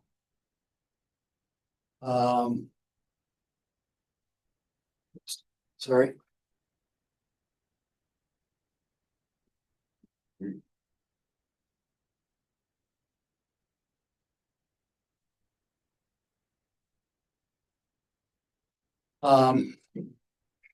I fully appreciate where CPW is coming from and their objectives. Hopefully you can appreciate where we're coming from, because there seems to be some different lighting aspects. There was a request for the town and various Moy Park stakeholders to create a comprehensive plan to better guide development and resource protection in the Moy Park area. We indicated we'd be happy to participate in that. The request was also that we delay our project until that was done, and we said, no, we're not interested in doing that. There was a request that the school district and the town of Minturn pursue land protection projects throughout conservation easements in consultation with CPW.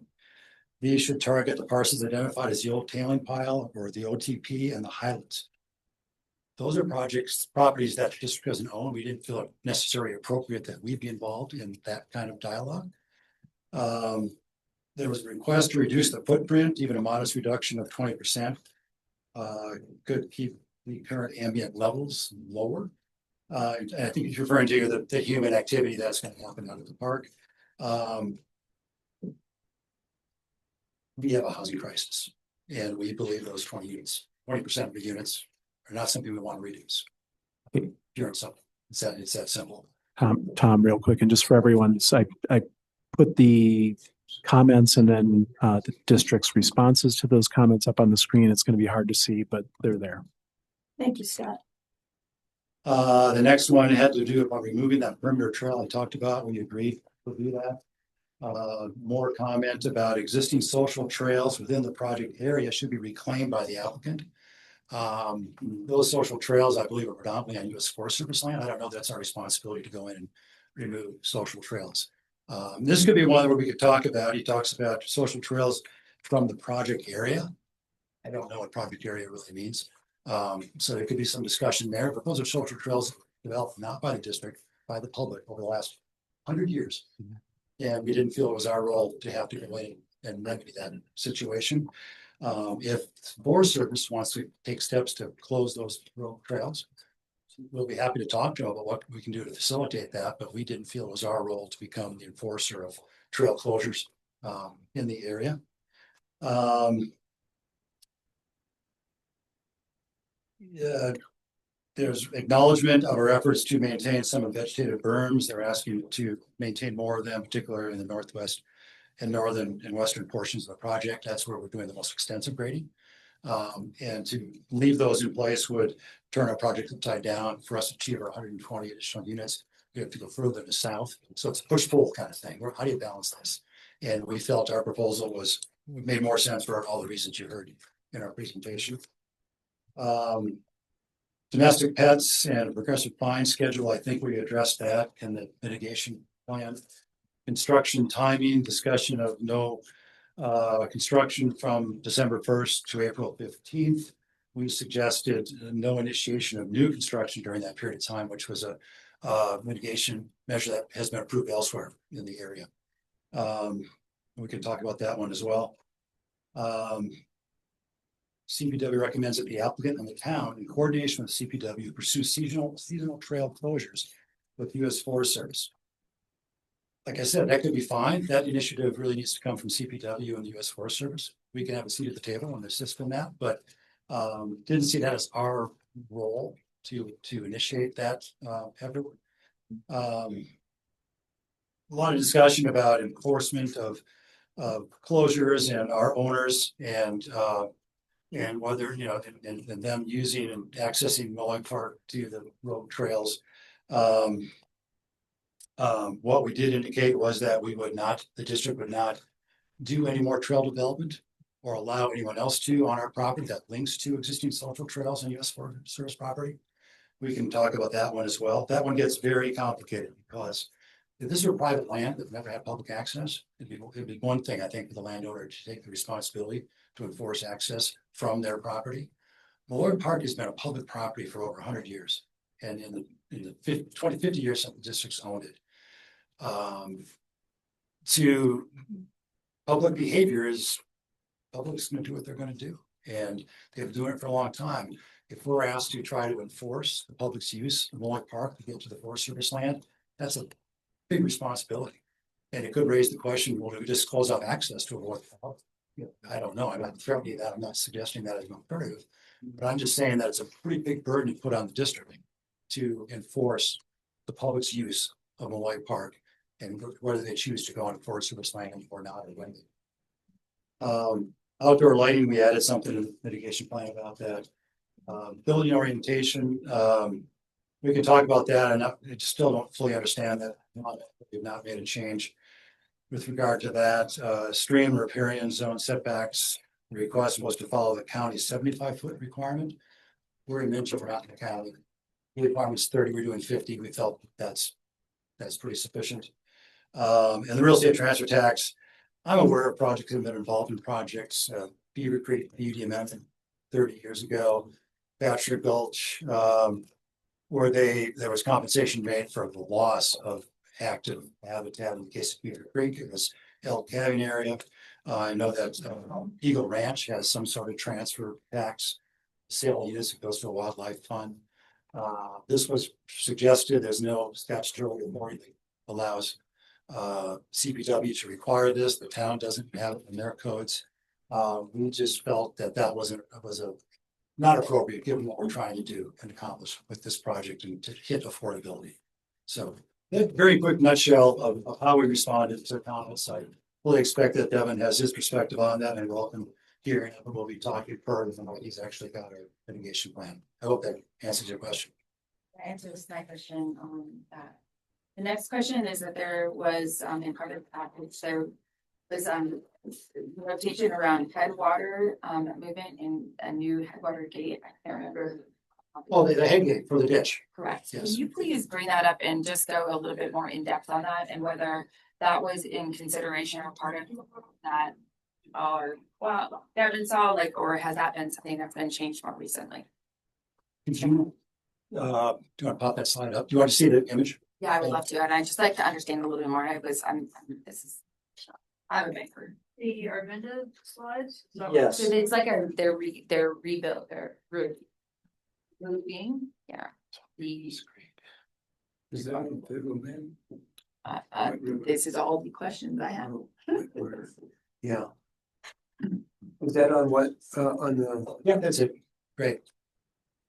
So the historic location for the Minnett Ditch head gate is where it's shown at the bottom of the screen there, coming right off of Cross Creek.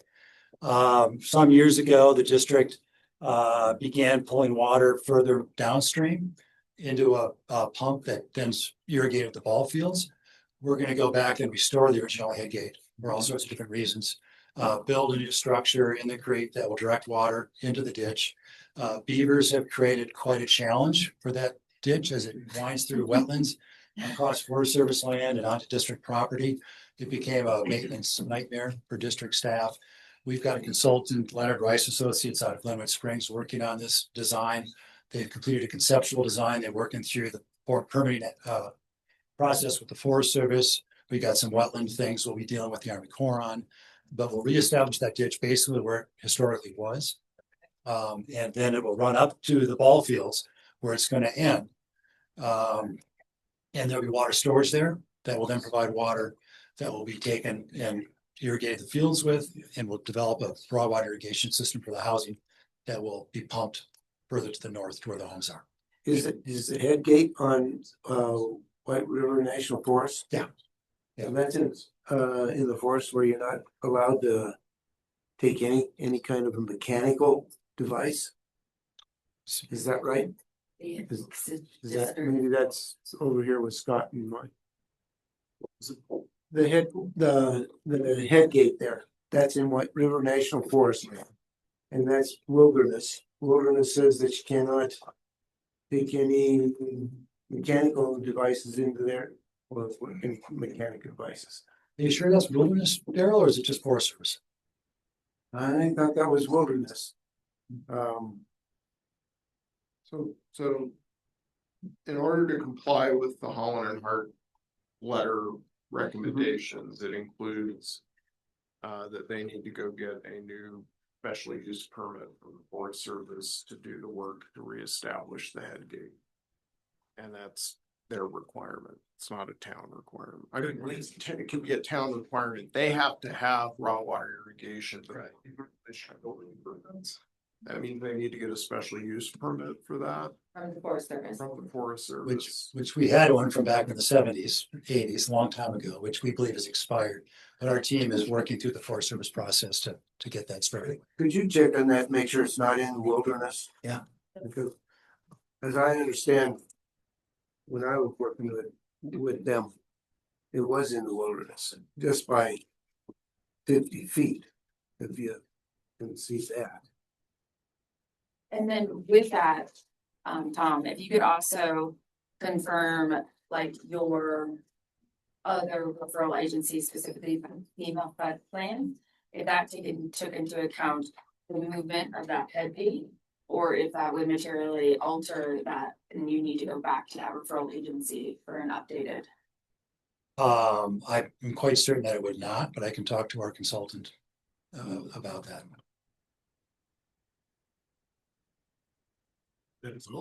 No, I have more. So, I mean, do you want to ask a couple of your, I'm going to alter. You're doing good. You erased some of mine. We're racing too. So, and again, I'm, you know, I think Scott did a great job talking about the, you know, the bodies of documentation that we use to see if to make our judgment and our decisioning on. And so one that I constantly am going back to is our community plan, where it is like objective 7.5, where it really talks about being kind of the stewards and safe, responsible recreation and wildlife and nature. So some of these questions are because of that, trying to make sure that comfort around our community plan, specifically that objective. So just for the audience, like these are the documents that we have to use in making our decisions. And so that's just, I want to make sure that I'm linking through to everybody why I'm asking some of these questions. And then going back words a little bit, I would like to understand a little bit more about district versus non-district. I know that We had a lot of these questions when we met with our attorney in a previous session. Because the annexation agreement, really delineates between district and non-district. We do have a proposed condition that there is more specificity on kind of this preliminary plat on what's district and non-district. Do you provide any additional detail today between the non-district and the district and what the intent is? I can tell you what I think the agreement says. And I know that our attorney, who was not involved in the 2011 process, has looked at it and said, wow, there's some doozies in here. I would suspect that Mike's going to agree, but in a typical agreement like that, there will be a definition section that would then define all the terms that need to be defined. In this case, district and non-district is discussed, I believe, in one of the recitals, and refers to district as school facilities. We interpret district development to be anything the district could do under its state statutory authority, which could be schools, administration buildings, bus barns, but we've agreed not to do bus barns out here specifically at the request of the town back in 2011. It also includes teacherages, which is not defined in state statutes, but that's widely assumed to mean staff and teacher housing. So that would be district development. Non-district development is actually defined maybe a little bit more clearly. Talks about residential use by someone, or development, I guess, from someone other than the school district. It talks about, I think, recreational uses being a non-district development, and I think one other thing. So I think that's the clearest distinction. My recollection, and again, this is years ago, but there are some provisions in the 1964 water agreement that are also addressed in the annexation agreement. Let's not ask any questions about that. Can we have a rule, man, no questions about the 1964? It's just Article 2. That tap fees can be waived for a certain amount of water for district use. And that's how I recalled why we had the district and non-district distinction in the annexation agreement, but it shows up elsewhere in the agreement. Some topics that Mike pointed out here just last week or 2 weeks ago. But that's our interpretation of what district and non-district means. Okay. So now I'm gonna get in a little bit. I'm just gonna come out at so. I've asked a little bit about the habitat percentage and what would go to district. Those would be, I assume, district, or would the habitat be considered non-district? I think that'd be district housing. Those district housing. Yeah. And then, because right now, the way I've been looking at all of our documentation, we don't, outside of what we talked about a little bit earlier with the deed and the AMI, we don't have a lot in here that holds those non-district units to true workforce housing, that it's affordable housing, it's for the community, it's long-term housing. And that's where, like, I guess I'm a little bit gray in looking at this preliminary plat and saying, how are we assuring that these 97 units outside of those 33 truly are going to benefit that workforce that, again, you literally, you said it out loud, that we need so desperately, versus going to market rate? What's in here that gives us that assurance? Think there's anything.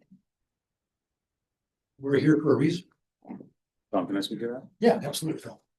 State your name and address, please. Phil Wallman, Superintendent, Eagle County Schools, address 34999 US Highway 6, E201, Edwards, Colorado, 81632. State statute prohibits the school district from developing any property that we would lease outside of teacherages. So there's no way that we can put something on the open market or partner with a private company to turn our development into something that is either for profit or owned and leased for somebody else's benefit. So when we enter into this agreement to develop housing, it's specific to teacherages because that's all the state statute allows us to do. Could you include first responders? We could not. You could not. No. They don't work for us. Does that answer your question? Yes, so 100% will go for district Yes. that you guys are developing. Mhm. Okay. And none of because the annexation allows you guys to sell portions of for development to non-district. We could. Yes. And at that point, we can't control what they would put on it. But non-district, that could go to first responders or whoever. Yeah, we have no intent to build for anyone other than district employees. Okay. That answered my question. I think some clarification for the record is helpful here, and you may clarify this. So they're proposing 137 units, of which a portion they're saying will be under the town code, 20% has to be deed restricted, 10% income restricted. The school district is saying we're going to go a step beyond that to 62 units, which exceeds what's required under the code. Yeah. And that those, and again, we haven't gotten to the point, it's normally a final plat topic where we would get into the nitty-gritty of the deed restrictions and who holds them and how they're structured. So we haven't done that yet, but these representations are going to follow this application. So with those 62 units, if I understand correctly, there will be deed restrictions for 62 units that may be a mixture of habitat units, they may be district-owned units, they may just simply have the town's standard deed restrictions attached to them, but there will be 62 units.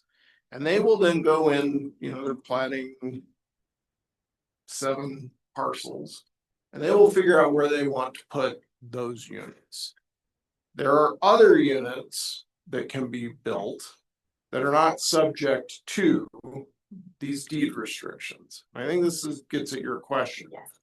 And as I read the application, I'll let Scott chime in on this. I do not believe there is any commitment as to how those remaining units will be used. It is important to note from a land use perspective, they are fulfilling the town code requirements.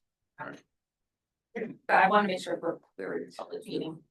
So Mike, you're saying that those additional units could be available for other Open market. open market. So they cannot be developed, that the district is not a developer. They have to use their money for educating our students and things associated with that. But they're platting 8 lots here, 8 parcels. So let's say for the 60 units, if they decide that all 60 of the deed restricted units are going to somehow be associated with the school district, they could say, well, we can locate all those on parcels 1, 2, and 3. Okay. And they then build out that, they can use school district dollars because it's housing for teacherages. But then as to 4, 5, 6, 7, 8, the remaining unit count, which is just simply part of the zoning, Okay. would follow those remaining parcels. And those could be sold to third parties. And they would have the ability to develop them without deed restrictions. Because again, the town code requirements have been fulfilled. Then can the town put restrictions on those units as to saying fire district or sheriff district or anything like that? If it was sold to another district, if it was another district, then it would be. So again, the town has the ability to regulate under its inclusionary housing ordinance up to 20% of the units. 137 times 20% is, anyone good at math? 37, Not me. Okay, 37 units. 27. 27, all right. So we can require deed restrictions on 27. Locals only, price capped. The district is agreeing to go a step beyond that, up to 62. Right? Now, they're saying, well, they're not required to make any commitments for what happens to those units beyond the 20% that the town regulates. at this time. They're saying, well, we're gonna work with Habitat. We'd like to give include a deed restriction program for those units. Habitat could then go negotiate with the fire district or the emergency services district or the hospital or whomever to include them within that program. But that's up to Habitat to do. That's not up for us to do. That's not up to the town to require, No. But but we can make a suggestion. You can make suggestions. and we can make suggestions on the remaining part, like the remaining. You can make suggestions, but again, what you're hearing from the superintendent is they statutorily are not going to develop beyond what they believe they can use for their school district purposes. And that means they will not be the ones building, selling, leasing, whatever it is, those units. It will be someone else. And again, what I want to stress is that under the proposal that's been made by the school district, they will have already fulfilled the town's inclusionary housing requirements by the time we likely get to site plan reviews or further subdivision reviews For those other parcels. for those other parcels, correct? Because it's the deed restriction comes with the entire, Yes. and so, Yep, okay. Can I have a little more context? yes, please. The school district only has one other land asset that is of any size in which we could do a meaningful housing project. And at present, it's not included in any municipality. It has no utilities. It has major issues with development. That being said, this property here at Malloy Park is really the only piece that we hold that we have any future of doing development and for housing purposes for our employees. So the likelihood of the district parting with that asset, I think is very remote. Yeah. Amanda. Take a break. I call for a 5-minute break. Thank you.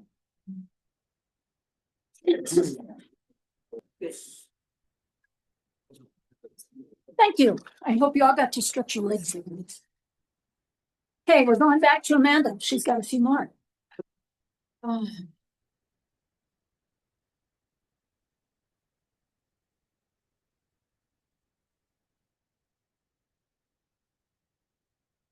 few more?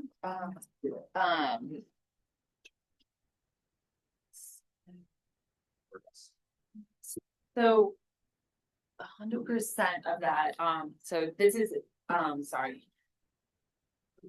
Seated. Just to make sure we're really clear, on district versus non-district versus the phase 1 proposed. Who would you like to respond, Phil or? It doesn't matter. It's just making sure we really, are very transparent with the public on the numbers.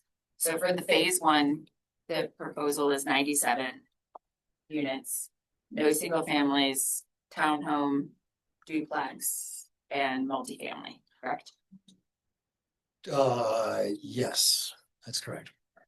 And of those, duplex, townhome, multifamily, only 33 would be provided to Habitat or in conjunction partnering with Habitat for district employees. Based on our LOI with Habitat. It involves parcel A, which is 12 units, and parcel B, which are 21 units. I think it's 33. Okay. And then the rest of the LOI contemplates development of parcels in phase 2. Phase 2. We have not defined how or when the other two, the duplex lots along the west side in phase 1 will be developed. Or the large site in the site in the property. And Habitat today is the only partner. And this is what Superintendent Phil said, that Habitat is the only partner today that the district is in conversation with. That's correct. Okay, so those other 60-ish, 64. Math major. 64 units would be developed by just the district without that Habitat. Safe assumption. Yeah. We just haven't gotten there. We just built 37 units in Edwards. We just built 40 units in Gypsum. We've been pretty busy, and so I don't know that there's any immediate plan for a next phase that the district initiated housing project. That could change next week. I don't know. All I can tell you is what we know. So the 33 are non-district.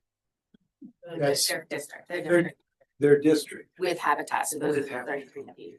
They have an agreement with Habitat for them. Could you pull up the parcels just so we can see where the phase one, I just want to make sure that public sees that those parcels. Toward the end, Madison. And then the 97 in the phase, one, so that we have a room full. So we'll show those.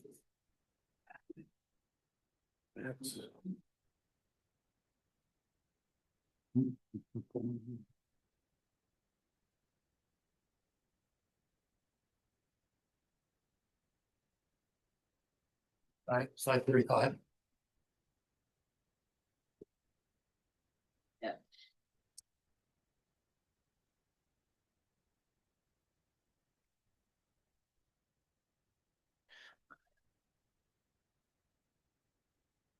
Maybe 22 might, well, do you want the color coded one, Amanda? Would that be? I think the color code would be helpful. 22. Madison, thank you.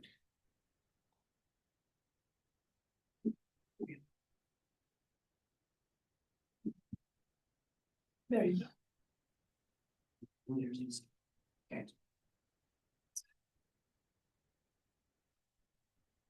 So the purple or the brown is Habitat. Brown is Habitat. Should I? Yeah, You- don't mind, just think so. So the phasing line is right about here. Point, so my hand is right about there.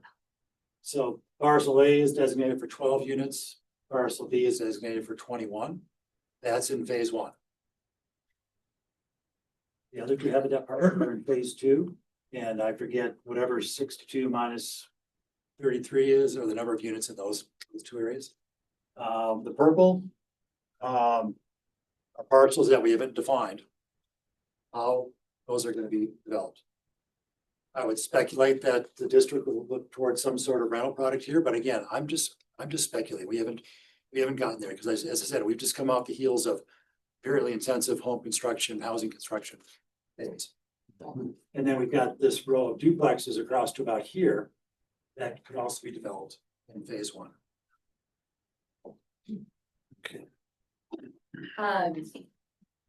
So some of my other questions, back again, using my document, that's my community plan. There's discussion on transit with this being a primary space for there's already a core transit, that's right there. I wish my family would use it sometimes. Majority of these district employees, they're the ones, is there any discussion of additional transit opportunities, for them outside of core? We have not discussed any, no. The reason I ask is just because in our community plan, we really talk about high density transit being, that development being down at Dow Junction, if that was ever developed.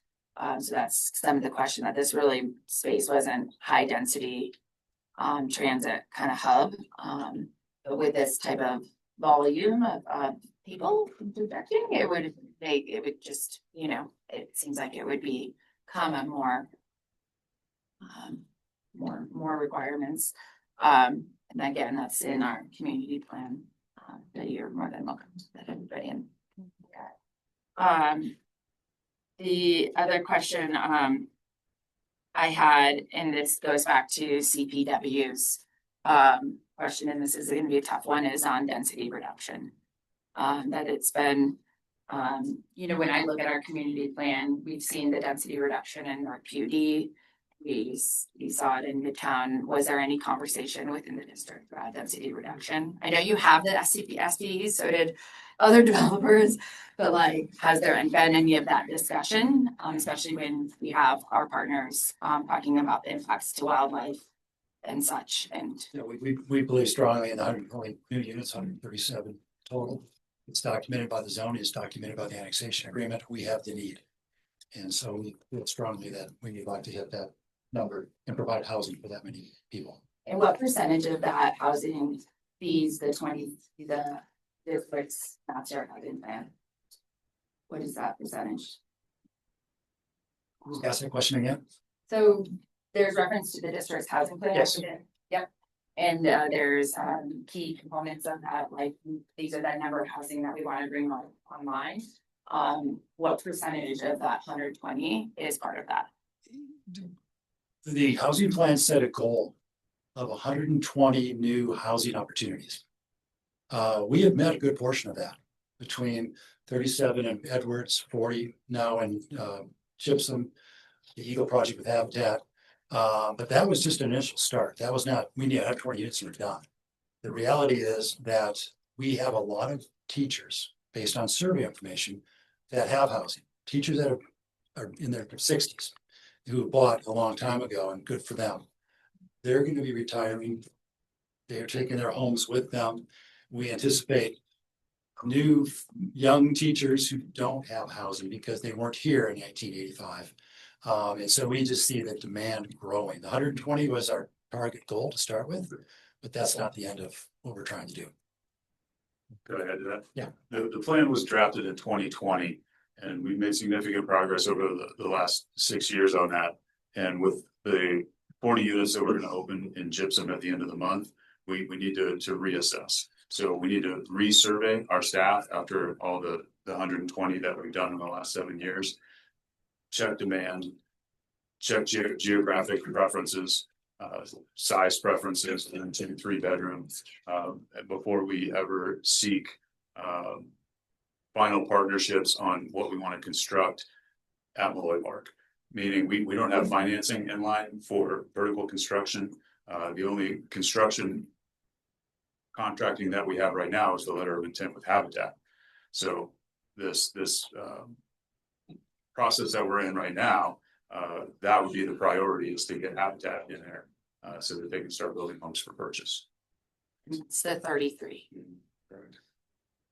You mentioned the geographic situation. We're way up here and all the schools are down valley more so. Does that have any kind of, are you seeing any problem with that? About half of our student population is at the east end of the valley and half of it's at the west end of the valley. So we still have demand for folks who want to live up in this neck of the woods. But again, that's what we need to survey and reassess. Okay. Yeah. Done? I am done. Come on. This is Daryl. Mine are just sort of structure questions. The easiest one, I'll start with that. You mentioned the water tank that you guys have up there.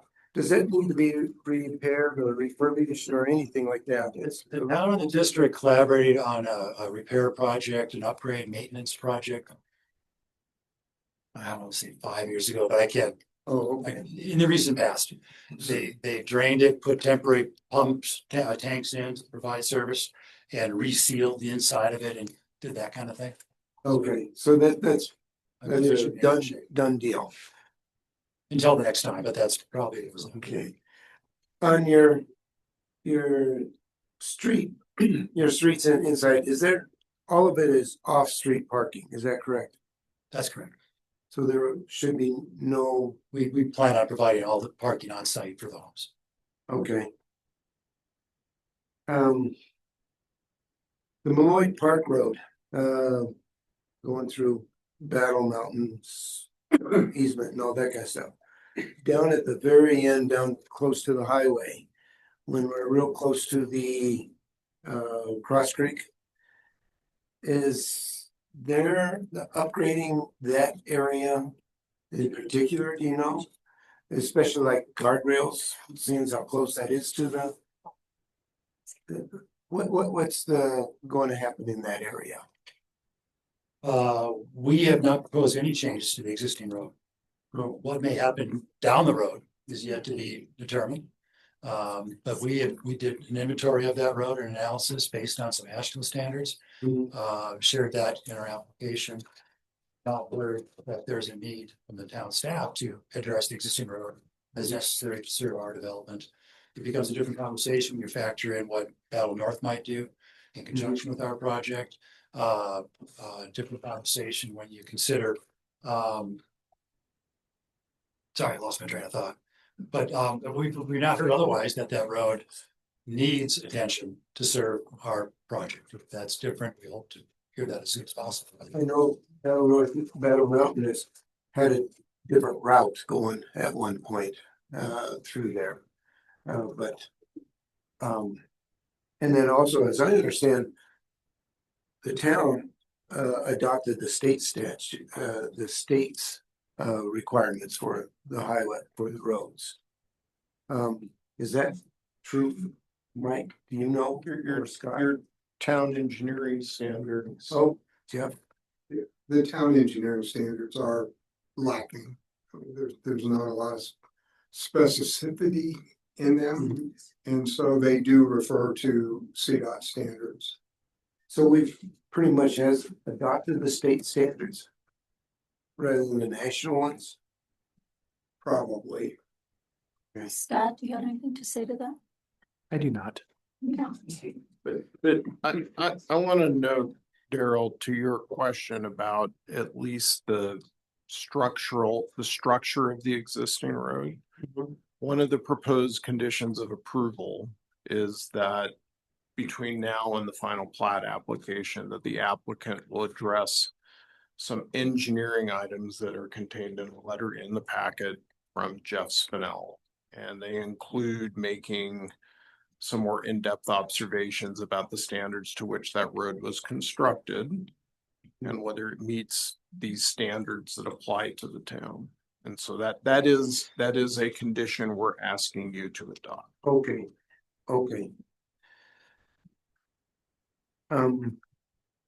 With the ditch, the headwaters on the ditch, do check into that about if it is in the White Wilderness, yeah, we got a note of that. Also, you might check into it, and God knows how I am interested in fins. There might be some sort of fin, and I'm not sure if you're familiar with those things. I think it's actually a fen. Fen. It is it's a century-old growth in certain areas, and there might be development in the ditch that may divert you around that thing. So you might check into that fin. If you have any questions, contact Eagle River Water and Sand. They've had problems with them.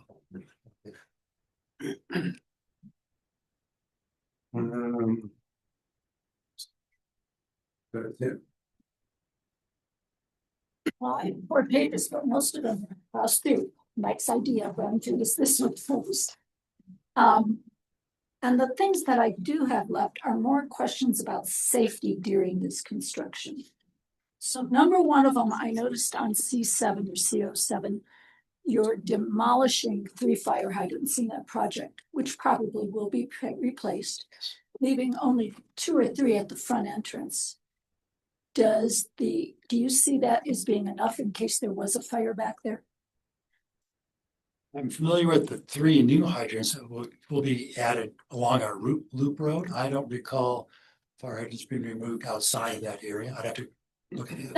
It's within the development, but it's up front, more where the trailers are, where your remaining hydrants will be. The others that are being removed are a little bit further back, according to the plan on here. Okay. And so my question is, I know they have to be removed to build and put back in. Will the ones that are remaining service enough water in case there was a fire back there? Does that make sense? Yeah, and again, I'm not clear, Lynn, on exactly which hydrants you're referring to. I just can tell you that Eagle River Water or Eagle River Fire Protection District has signed off on the hydrant plan as a part of their review of the project. Okay.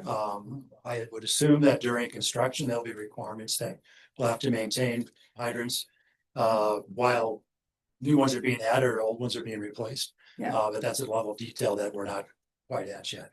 Well, it states either demo or protected, so it's on there. And the fire district will get another look at these plans at final plat as well. And the only other question, I don't know if this is the proper time to ask it, but what is planned for use of electricity back there? Is it going to go underground or on poles? Oh, it would be all underground. Underground, okay, great. Good. I think other things will come in with the HOA. I think you're a little light on parking, but since you don't have it totally designed out yet, Little light on what? parking, but you don't have that designed out yet, so we'll look at that later. And I had one other, but it was answered already. That's it. Yeah.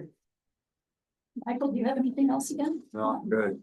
So Thank you. we'll close the commission port at this point and we'll open it to public comment.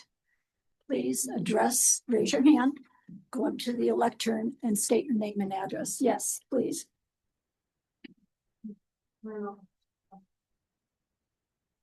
Thank you. Hi, my name is Caitlin Weiss. I am the I'm sorry, your name again? Caitlin Weiss. I'm the Director of Homeowner Services with Habitat for Humanity. And my address is 491 Metcalf Road, Unit A2, Avon, Colorado, 81620. I am going to be reading a letter on behalf of Tanya Solis, who was unable to be here tonight, and she is a Habitat homeowner. I want to express my deepest gratitude for the incredible work that Habitat for Humanity does every single day.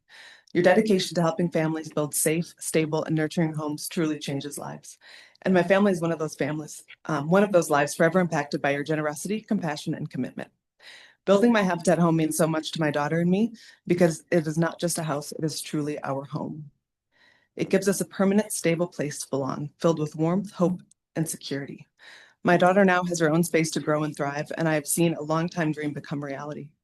Thanks to Habitat for Humanity and its amazing partners, the school district, we are part of a caring community and are able to experience the pride and blessing of homeownership. Having a stable home has also allowed me to continue my work with purpose and clarity. I have lived in Eagle County most of my life, attended school here, and earned my early childhood degree at CMC in Edwards before completing my master's in social work from MSU Denver in 2023. I was a preschool teacher for 12 years, and now with my social work degree, I am happy to be serving as a school counselor and mental health consultant in early childhood, helping our preschool programs in Eagle County. I am proud to give back to the same community that has supported me and now surrounds my daughter and me with love and strength. Habitat's impact does not end at my front door. It reaches into the community I serve and care so deeply about. Because of the stability of my home, I can support children, families, and educators with a full heart and clear mind. Habitat for Humanity builds much more than houses. It builds strength, it builds dignity, it builds opportunity, it builds futures. Eagle County is a wonderful place to live, and I feel blessed to be part of such a strong, vibrant, and caring community. We truly live in colorful Colorado, and now, thanks to Habitat for Humanity, my daughter and I have a permanent place within it. From the bottom of my heart, thank you for believing in families like mine, for investing in hope and creating opportunities for homeownership, pride, and stability. My family's story is forever touched by your kindness, and I carry a deep gratitude for the role you have played in helping us build a brighter future. Thank you, Tanya Solis. Thank you. Thank you. Yes, please. Sorry, Bill, I gotta shoot my shot. Okay, so, hi, I'm Katie Brandel. It's 1013 Malloy Park. And I've been at Vail Ski and Snowboard Academy teacher for now 13 years. And I kind of have the opposite of experience of this homeowner experience, and I won't get to experience it because of Habitat for Humanity. Until about 5 minutes ago, I thought that 97% of these were rentals. So I would be curious to get the real number. That seemed like it was glossed through. And I just came tonight to be sure that the Planning Commission knows that the rentals are capped at 5 years, is what we've been communicated with, what we've been told so far. And so that to me does not align with the values that I heard in Mintern's election for town council the last round, because almost everyone said they wanted to have a town that was not a revolving door. And if 97 of them, or even half of them, are rentals, and they're capped at 5 years, we might as well just put a revolving door in the building, because we are in this weird situation where you work here for 5 years, you get just enough money to get AMI, 100% AMI, but not enough money to get anything within an hour's drive, even though I've been saving while living in Malloy Park for 13 years. Well, once I married my finance husband, 8 years. So I am just very concerned that there's especially those of us here that have really given those years they're going to take our modulars out to put new ones in for someone newer. And that feels icky because we've been hanging on with housing instability for a very long time. And it is very, very stressful, especially when you're trying to grow a young family, because we have this community that we want. I'm raising my kids next to them. We have 6 kids under 4 on the same circle. We have a bouncy house and now a trampoline. Thanks, Grandma. And we aren't going to be able to, they're not going to be able to do high school together. So those of us who are left behind in this situation are in a really sticky situation and not getting long-term solutions. I heard the words long-term. And this is, for half of it, at least, not a long-term solution. And that just feels icky. My second point is that the surveys that came around felt incredibly biased. I would ask for a professional surveying company to make sure that they want what they're saying they want in Molloy Park. Because I've walked by, there was a brown house. I don't know if you've been there, and there's a little brown house in the middle. That thing was empty from June till November this year. Like, no one wanted it. Said they kept showing it, but nobody wanted to live that far out. So, like, where's the disconnect? Where's the disconnect in that?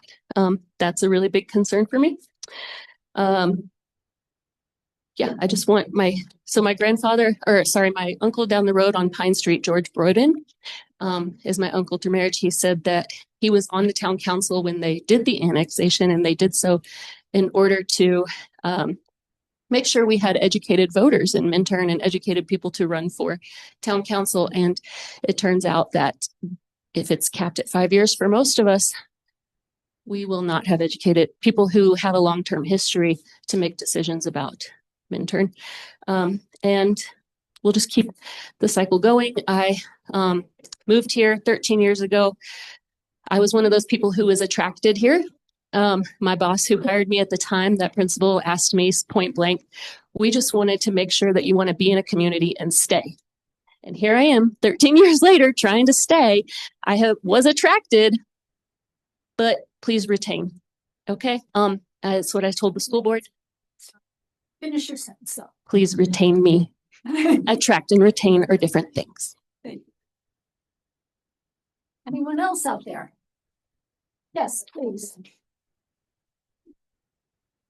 My name is John Martin. I also live in Molloy Park, 1011 Molloy Park Road, 816 or bad. A couple of these points have already been brought up. And I do have to commend Mr. Braun. I do think the design is pretty solid. My main issue is going with the maximum number of units that they have available to. I know they have the legal right to it. But my main issue does have to do with the proximity of the ECSD employees to this lot of land and maximizing it to 137. The survey is already 2 years old. And as Ms. Katie Brandel mentioned, we didn't get the results of that. I believe the results of the survey that were sent out to ECSD employees said that there was adequate information to move on. But the questions were quite vague. I'm not sure if the numbers of the cost of a 1, 2, 3 bedroom townhome duplex are still accurate. So my main concern is going up to that maximum number of units and getting to the point to where there is the possibility of privatizing some because they're not able to fill them with district employees. Currently, the environment kind of has a downward trend on enrollment within students of Eagle County School District, which leads to a lower number of teachers. I know that it's not super significant now, but with the rising prices, there are less and less students and less teachers. So my main concern is going in, impacting the land, impacting the wildlife, not following necessarily all of CPW's recommendations to then go around and sell some off just to recuperate the losses from a lack of accurate and over constructing without having a trial period. I think 97 in phase 1 is a large number. If we're looking at 120 units that were already built in the last, I said 7 years, and we're building 137 more, that means at least one employee in each one. That's about 50% or slightly less than 50% of the entire ECSD's enrollment, which is around 500, 600 employees. So I'd be curious to see how those numbers actually play out, get more accurate data before we go into the 97 units. Thank you. Thank you. Next, please. My name's Elise Howard, and I'm with Habitat for Humanity Vale Valley, and my address is 3119 Bellflower Drive in Vale, 81657. I just wanted to come up and speak a little bit about Habitat's program. I think like our whole purpose is affordable home ownership. We're a nonprofit affordable home ownership developer, and here what that really looks like is attracting and retaining community, exactly what you said. And I just wanted to share that Habitat has worked with the school district. We have 38, we will have 38 units in partnership with the district. All of those are affordable in perpetuity, and the AMI is up to 100%. And I think like from a need perspective for our last project, which is actually in Vale at the Timber Ridge redevelopment, we had over 200 applicants for 30 homes, and we can go on about the need, but I don't think we need to. I think we all know that we do need affordable homeownership here. I think the other thing with Habitat is it is homeownership, which we believe is really the tool that's needed to root families in communities like this one. And I think this is a really attractive, as you know, these homeowners have attested to, people want to live here. And I think I just want to assure the council that the portion of the project covered in the LOI with Habitat is permanently affordable. We have a covenant that runs with each property that assures that forever, and we have the first right of refusal to buy those units back if the homeowner decides to sell. I think the other thing that's just important to note is that Habitat, in addition to being the developer, is also the lender. We have a 0% loan product, which makes the home even more affordable. Right now with conventional rates, our estimate is it's about $250,000 more buying power with Habitat's 0% loan than with a conventional loan.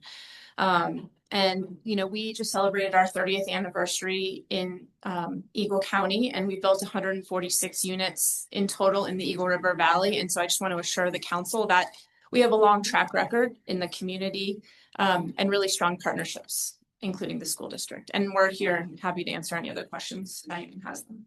Thank you. Thank you. Yes, please.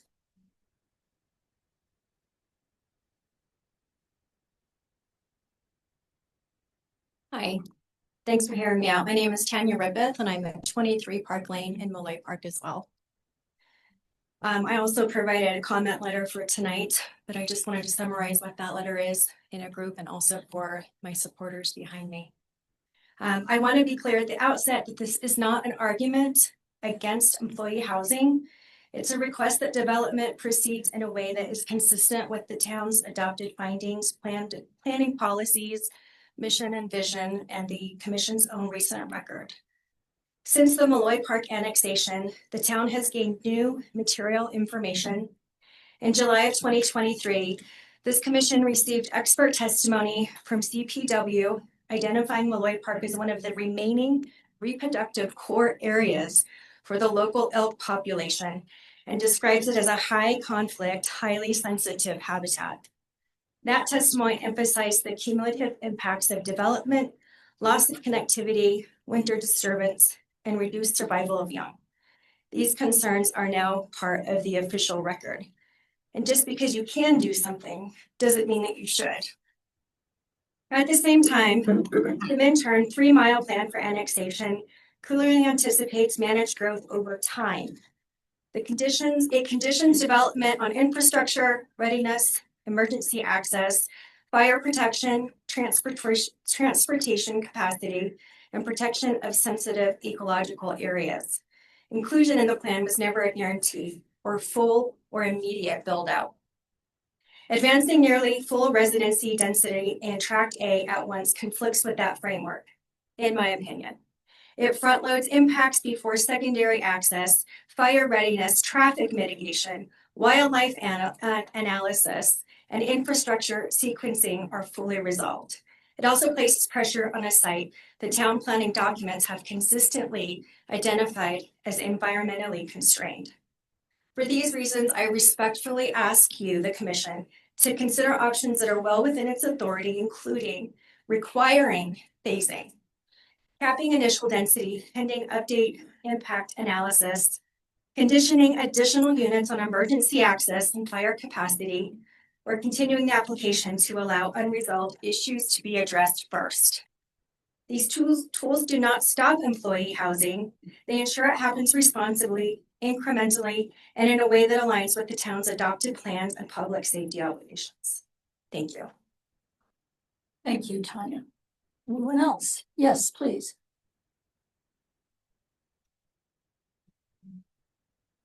I'm Nicole Cisneros and I live at 201 Nighthawk Circle in Gypsum. And I was born in Glenwood Springs in 1977 and was raised in Minturn until the mid 1990s. Calling Minturn my hometown means so much to me. Growing up in this small town is filled with many fun, and cool memories. Plenty of good times mixed with lots of emotion, unable to fully explain. It's one of those things that you have to be there to know. Watching cartoons on a Saturday morning is classic, or outside riding bikes, ATVs, hanging out with my brother, my cousins, walking with friends to Lucero's convenience store, or meeting them halfway to go hang out. We take a walk or go hang out by the river, walk to the library, go to the Turntable restaurant, go to each other's houses, listen to music. I can remember playing Super Mario Brothers on Nintendo for hours, trying so hard to get through all the levels to get to the final stage. Took lots of time and effort. During the winter, it was time to bundle up and go play in the snow. Made lots of snow forts, went sledding, played King of the Mountain on the huge pile of snow across the street, snowmobiling. It seems there was always something to do. Not many times were boring. All the feels of a mountain town community felt inclusive, happy, timeless, and remain with me today. Many values were instilled at a young age, such as the importance of family, hard work, dedication, loyalty, having fun, and finding rest. In 1994, my parents purchased property in Gypsum, so we moved down valley. It was a very sad day for me. The one thing I insisted on was that I was not going to switch schools, so they allowed me to continue to attend Battle Mountain High School. I graduated in 1995 and moved back to the Vail Valley for some years before moving back to Gypsum, where I still live today. I became a proud first-time homeowner in 2018 through Habitat for Humanity. It was a dream come true. I'm a blessed mother of 3 beautiful children and 2 grandchildren. My house is approximately 1.3 miles away from my parents. The reward of having a stable foundation and roof sustainably built into a home is immeasurable. Our home has helped my kids to further their education. Today, my youngest child attends high school a mile away. The expansiveness of having a home goes beyond the 4 walls. There is a ripple effect, and it echoes into this community as well as other communities. When our children grow up, move away, and continue their journey into adulthood, they leave their indelible mark. I've been working at Eagle County for 23 years now and feel privileged to serve our community from behind the scenes. With rising and affordable costs, it's critical and a tremendous blessing and opportunity to be a Habitat homeowner. It has shaped my life in positive and extraordinary ways, and I believe it is all possible by His amazing grace. God is good. Thank you, Nicole. Anyone else? With that, Madison, do we have any? Oh, okay. Kenneth Wire, Battle North LLC. I represent 164 Railroad Ave in turn.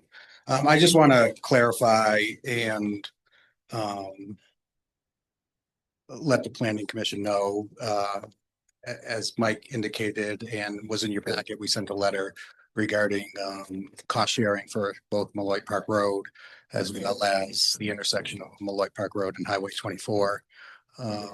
We do plan to develop our land in that area. Our plans are a little behind where the school district's at right now, but we've had some initial conversations with the school district to put together a cost sharing agreement now today that would share the cost of any improvements based on the traffic that each project contributes to those infrastructure areas. So we're more than willing to enter into that agreement today. And when and if our project moves forward, we would share the cost of any improvements to both Malloy Park Road, which we feel does need to be upgraded, as well as if there are any improvements required at the intersection. As Tom indicated, they did submit a plan to CDOT initially that included both our projects, but then CDOT asked them to take it out. What happened after that, though, is we talked to CDOT and CDOT brought us all back together and initially stated we should resubmit a whole traffic study with both projects in it. Our project wasn't far enough along, so we didn't want to delay the school district's projects any further.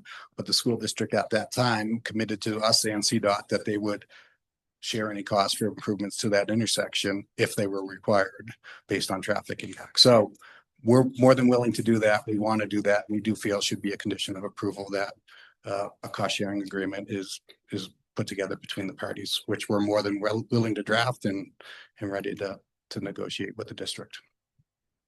Thank you. Devin, you had yours up. Hand up. Yeah, thank you. Chair Lynn, Commission, Devin Duval, District Wildlife Manager with Colorado Parks and Wildlife. First off, just since it did come up, and thank you for your apology, Scott. Noted and appreciated. Because it was referenced a few times in terms of reduction of density recommendations. Context to that was in the initial consultation with the school district, the CFO, Sandra Farrell, and Mr. Braun. The rationale behind that was based on what was communicated to me by the CFO was that there was not, it was not anticipated that the school district would house 100% of those units. And it was a somewhat liberal estimate on the CFO's part that roughly 75% were anticipated to go towards school district employees, thus giving some manner of justification for reduction in units if what they were proposing was going to far exceed what the demand was for units. So that's a little bit of the backstory behind why that recommendation came about. Just a couple additional points to bring up. As far as nonconformance to the three measures that was initially presented as part of the preliminary plat review, I'll just call your attention to number 3, where it's review of reports on file and others are as available pertaining to geologic, soils, wildfire, flood, pollution, and other hazards, mineral resource areas, and significant wildlife areas. Specifically because, unfortunately, because the tardiness of the reports that were provided both to the commission and to referral agencies and the response to referral agency comments, not being able to review them, there was some significant gaps, specifically with species that were evaluated as part of the wildlife mitigation plan that I think is grounds by which to understand that number 3 is not in conformity. A little bit of context to that too. P&Z Commission, just to bring to your attention some of the issues with the applicant's adherence to town code. Subsequently, there are some significant omissions from the application. The mapping and subsequent reports that are required by code are absent in the current application. So in Chapter 17, 570D, 9C, states that wildlife species and habitation inventory, including wildlife habitats, which will be affected by the proposed subdivision shall be mapped. That was not done. And also in response to agency referral comments, it didn't entertain what our what we had identified as gaps. So additionally, as stated, And I know I probably hit my 3 minutes. If you can give me some grace, Fine, go on. given that I had to wait 10 months.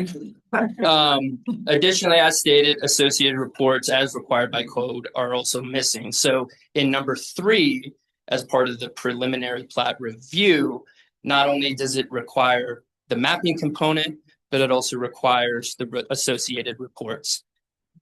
The wildlife mitigation report provided by Western Bionomics, it is not in there. And then subsequently, what was provided for file review was not was not submitted until yesterday. And I wasn't provided that until yesterday as well. Just restate that. I'm sorry, I lost track a little bit. Yes. I'm a little confused too, because we have a wildlife report with mapping right here. And it is missing a variety of different species that were not evaluated, that I did call out in comments, that has not been remedied. So we need a new map. So we need a new analysis and report and subsequent maps. So I would again invite any number of conversations with the applicant to try to alleviate some of these concerns. Yep, so I did mention that the current report by Western Bionomics fails to document the presence of other critical and high priority habitats and species outside of what is currently included in the report. And then subsequently, any specific management or minimization or mitigation actions relative to the unacknowledged species present. Does that make sense? It does, but can you clarify, because your original letter in October of 2024, I don't believe you called out any of those. I did. Okay. Yeah, you're gonna have to reference it.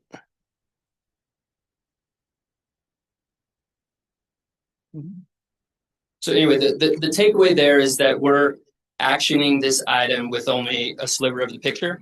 And then subsequently, you as the commissioner being asked to evaluate what the plan is only based off of a small subset of the overall information.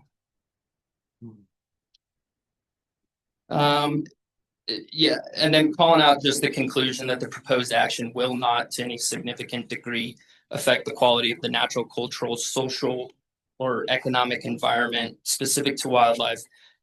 Again, this conclusion is arrived at maybe prematurely, might be a nice way of putting it, when the preliminary environmental assessment and subsequent reports fail to acknowledge and or address a variety of species that are just frankly absent from their report. So in addition to addressing the aforementioned omissions, I do want to acknowledge some of the efforts by the applicant. It's been somewhat refreshing to see some of those. I think it is at the very front end of hopefully a longer dialogue to address looming concerns and other unaddressed concerns. I'm still looking for some clarification as well, specifically to the fee schedule that wasn't made available for any violations that would potentially take place within the development relative to the wildlife mitigation plan. Seeking clarification for what their enforcement actions might look like. Is it incumbent on the HOA to enforce those rules and regulations that are existent in the wildlife mitigation plan, or is it somebody else? I also noticed some inconsistencies between the applicant's response to referral agency comments and then what subsequently showed up in the wildlife mitigation plan that was provided yesterday to me.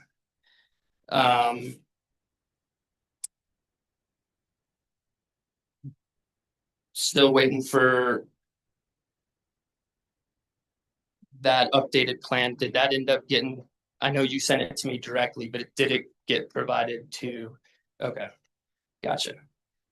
So yeah, at this point, I mean, again, I would invite any manner of conversation with the school district. I think there is a pathway forward that can be agreeable for all parties. I don't think we're there yet. I think we're still kind of struggling even to adhere to what town code is for a preliminary plat review. And I do invite additional dialogue with the school district, the applicant, and the town. So with that, thank you for the extra time.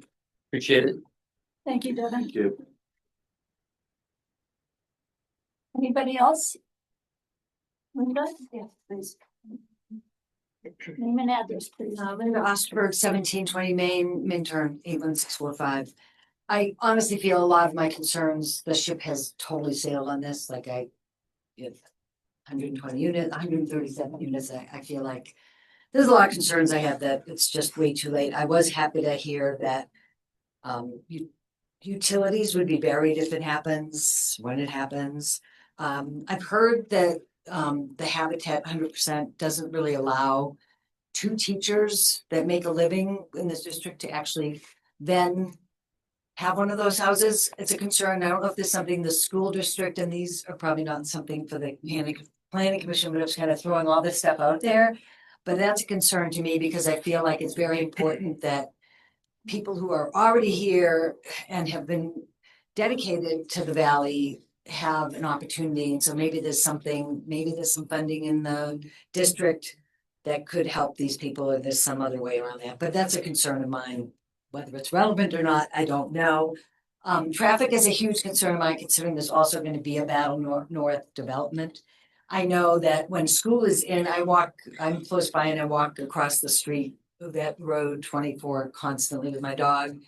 And when school is in, I mean, I can wait a good few minutes to cross the road and people don't wait. So, moving forward, if there can be a crosswalk, sidewalks up, and these are future things for the town to consider, but making the sidewalks go all the way up to Malloy Park Road, having a crosswalk there would be amazing.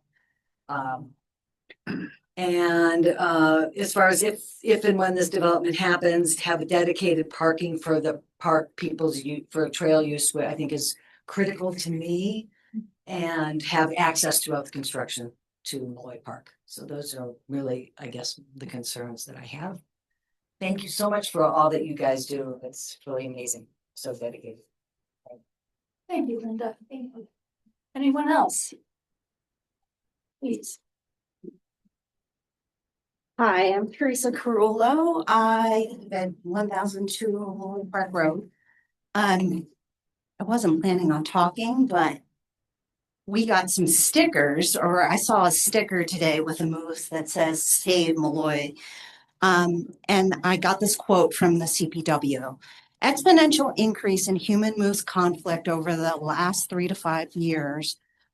There's been conflict in Minturn and Malloy Park area has included multiple fence entanglement, fence and pavement mortalities, vehicle collisions mortalities, aggressive and defensive most behaviors towards hikers, dogs, walkers, and harassment of moose by dogs. The development stands to increase human occupancy of the area by approximately 605.8%. Ultimately, inherent indirect impacts of this proposed action will likely carry the notorious effects for the local elk population as well. I'm concerned because I've seen that. My husband and I moved here in 2000 into Eagle County in 2000, but into Minturn in 2013 because we couldn't afford to live as two teachers in the valley with 2 children. We were granted this amazing opportunity to live here. And when we signed our original lease, we knew we could retire here in the town of Minturn. We were super excited. But as the lease agreements have changed, it's okay, it's changed. But hearing my husband say to my 19-year-old son, what is your exit plan when we have to leave? It breaks my heart to think about all the rest of the families that do have these young children. I know at least 4 families that applied for Habitat for Humanity, and they were not able to qualify. Their recommendation was, you need to have another child. That's not being a steward of the earth, right? That's not being a good steward. And those are some considerations. We have families that have children. The The young teachers, yes, we want them here, but we have experienced teachers that affordable housing is not affordable with Habitat, and I appreciate what Habitat does. My husband and I would never have qualified for that when we were younger. So just Thank you, Teresa. Anyone else? Are you sure?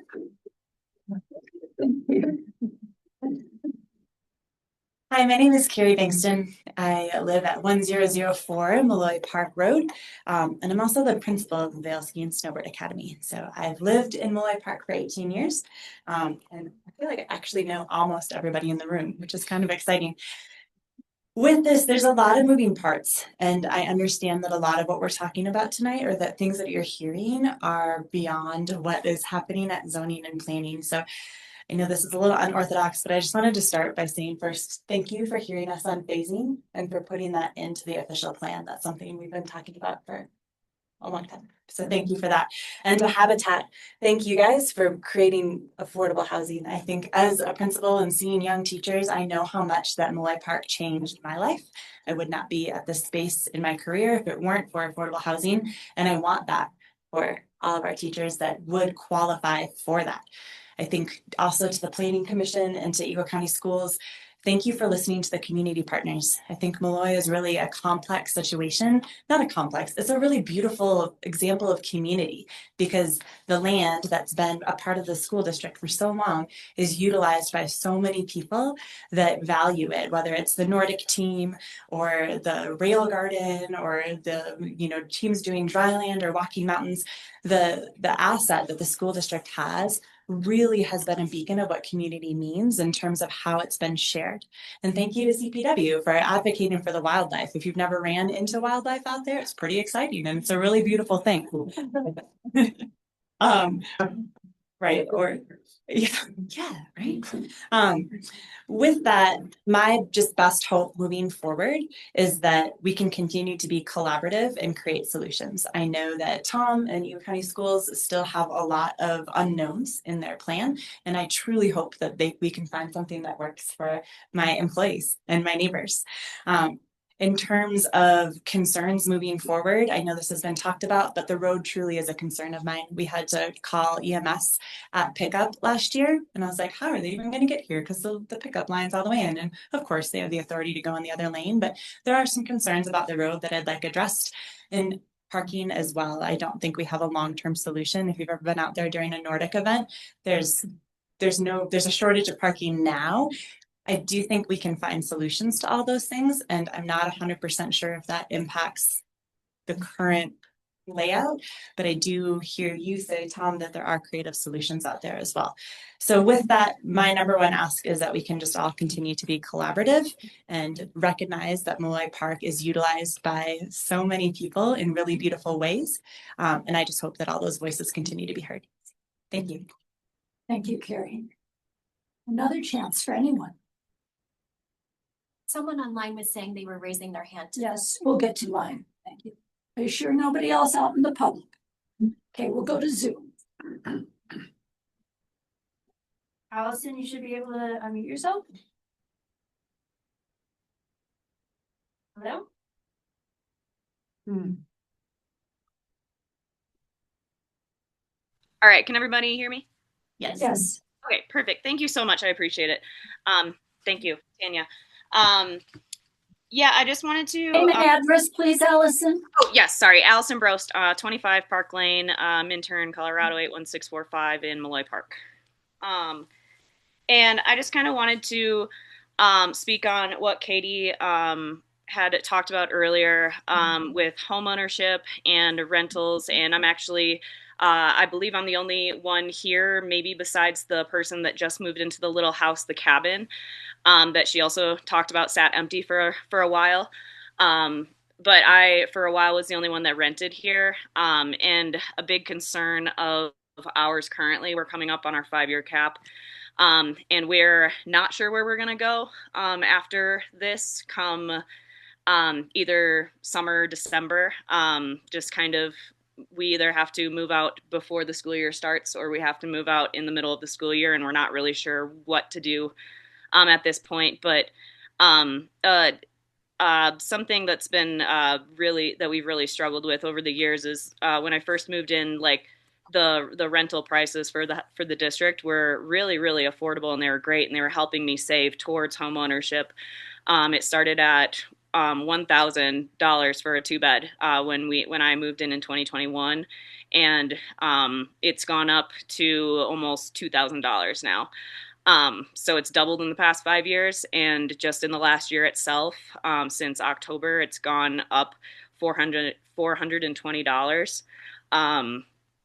And that is a major concern for just renters going forward with the school district, is how much more are they going to raise it to help build this community project? And how is it going to be, if they are going to keep that cap, how are the people that are renting for those 5 years going to be able to save to buy a home and to initially put that down payment down?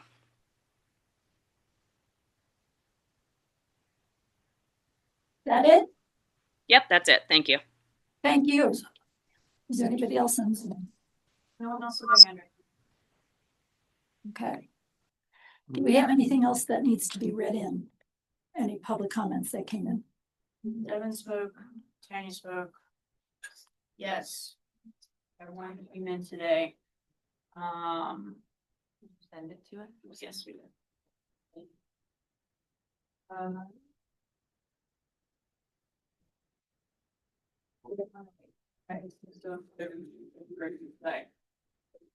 Oh, thank you. So this is from Christy Hochtel to the Metro Planning and Zoning Town Council. Malloy Park was created almost a century ago as a recreation area for the employees of the New Jersey Zinc Company. It was dedicated and named for its founder, Frank Malloy, July 4th, 1959. Park is heavily used today by many groups and members of the community. Walking Mountain Science Center uses Malloy Park for outdoor education for students and adults.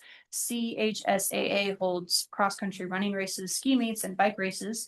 The NCAA DU Invitational is held here in February. There are GoPro races, Vail Recreation, mountain recreation programs for youth and adults, Future Stars programs, and many others. The Minturn Seniors, Paragon Guides, Vail Resorts use the park and the trails. Where would these programs relocate? The park is a huge asset for the schools and the community.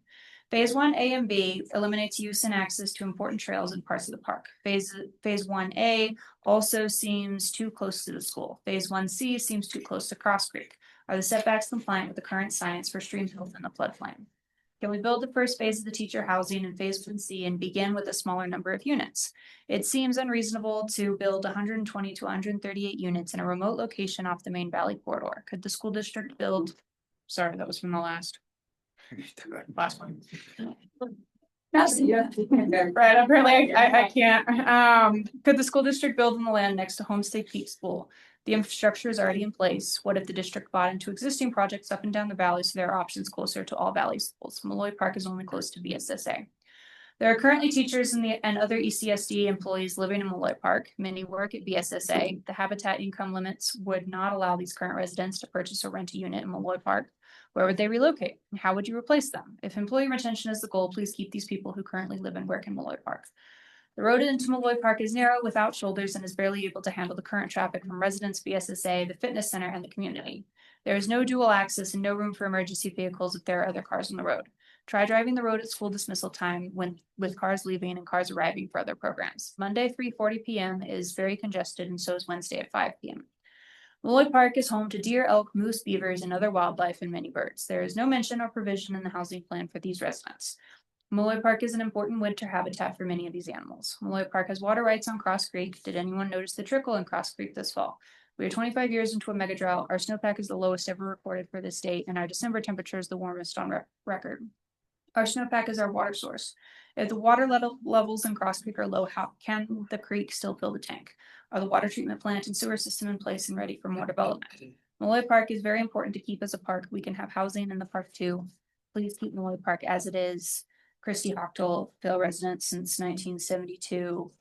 Please do not build in the park. Anybody else?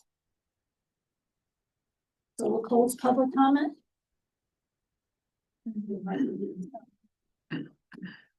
Anybody back on the commission have anything else? General conversation. Or what's next? I don't know, Michael and Scott.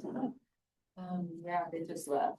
I promise they did not leave the building. They're just talking about. I have a general opinion on some stuff. I guess I'm gonna probably request continues. I'd like to do this on. Yeah, but do we need to, are there questions that were presented through public comment that need to be answered? For transparency and hopefully to help answer anybody's questions. Yes, any questions received by the public comment or through public comment, if at all possible, the applicant should address. So we need to hold on. I will say that the applicant should not address them to individual people. He should address them to the commission as general knowledge, so that the public comment people were not singled out. Right. Do you have answers for any questions that came up? I really don't. You know, I think there are a lot of comments there. I appreciate the perspective of people that came here to speak. I don't know that it's an obligation or necessary or helpful for me to answer any question. There were a lot of comments. I would say that as Tim mentioned, you know, we'll continue to collaborate on our areas of common interest, our meta ditch and the road. We'll, now that Devin has the documents he needs, we'll reconnect with him to discuss where we may end up on the wildlife mitigation. But I don't know that I heard any real direct questions that relate to the matter at hand or your criteria, you know, review the application that warrant an answer. Do you, I guess it's kind of out in the air, but do you and Tim have any idea of when you will have some sort of hard answer as to the road? I believe recently one of our team members reached out to Tim about scheduling a call. Yeah. I have something on the road. On follow on the road. Is that okay? Yeah. Tom, you know, as far as the road goes, my concern on the road, just to take in your thought. You know, it's definitely a 50-foot road, but if kids are, you know, that road's tight. So, you know, kids ride their bikes to school or walk to school, or people walk to Malloy Park. I don't know. It seems pretty weird not to have, if they're gonna walk down the road, is a little challenging for me to put together. And then in regards to, you know, another concern of mine as well in regards to the road, as far as, you know, I understand you have your current submittal and this and that for your project, and I can respect that part of it for sure. And I think that as far as Tim's project, which is unknown, to come into a CDOT study for what we don't specifically know what's coming in front of us, potentially, you know, could put a big mix into things. But you guys can figure that out. We'll give it a try. Good luck. Excuse me, Scott, but we were at a position where we were trying to decide if there were any questions that the public gave us that we need to answer. Madison didn't have any, Tom didn't have any. I do not remember any. Does anybody out there feel they had a question that needed to be answered yet? No. So if we're okay with that? If there's any general portion of the public comment that you would like to respond to, not necessarily answering questions, there's also the time to do that. I think I just did. Okay. And Michael? yes, Lynn. So I'm gonna pass out a proposed alternative condition to condition number 4 that's in your packet. Madison, maybe I can.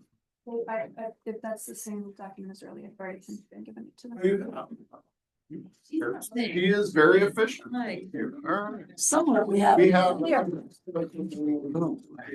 Copies of this.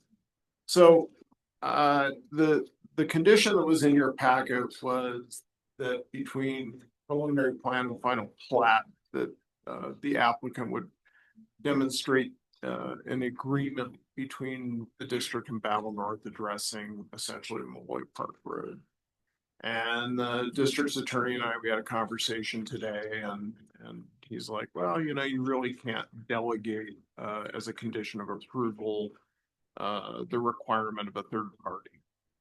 And so I have attempted to get at the intent of that condition with, revised conditions 4A and 4B, and I'll just read those. My recommendation is that if and when a motion is made to approve with conditions, that this substitute for condition number 4 that's in the packet. So 4A is that prior to a public hearing for approval of the final plat, the district will present the town with either an agreement with Battle North addressing Molloy Park Road, or evidence of good faith discussions with Battle Mountain addressing Molloy Park Road. Again, I think, Daryl, you kind of hit the nail on the head, and what has actually been discussed, what meetings are scheduled. And I think a big part of this is to create the space in which a dialogue between Battle and the district can constructively happen, and that the town will provide a little bit of accountability from the standpoint of saying, well, we want to understand what you've been talking about. And then 4B, that prior to a public hearing for approval of the final plat, the district will demonstrate that the district property has legal and physical access. It's a requirement in your code, including future needed improvements to Molloy Park Road and the intersection of Highway 24 to the reasonable satisfaction of the town. So important there. It's not a third party's satisfaction. It's the town. It's looking at our standards, our code, and that we will, you know, make that determination at the next phase of review. So wanted to explain that and get that into your hands for further consideration. Amanda. Yeah, I would like to make a motion to continue Eagle County School District Molloy Park preliminary plat and subdivision review.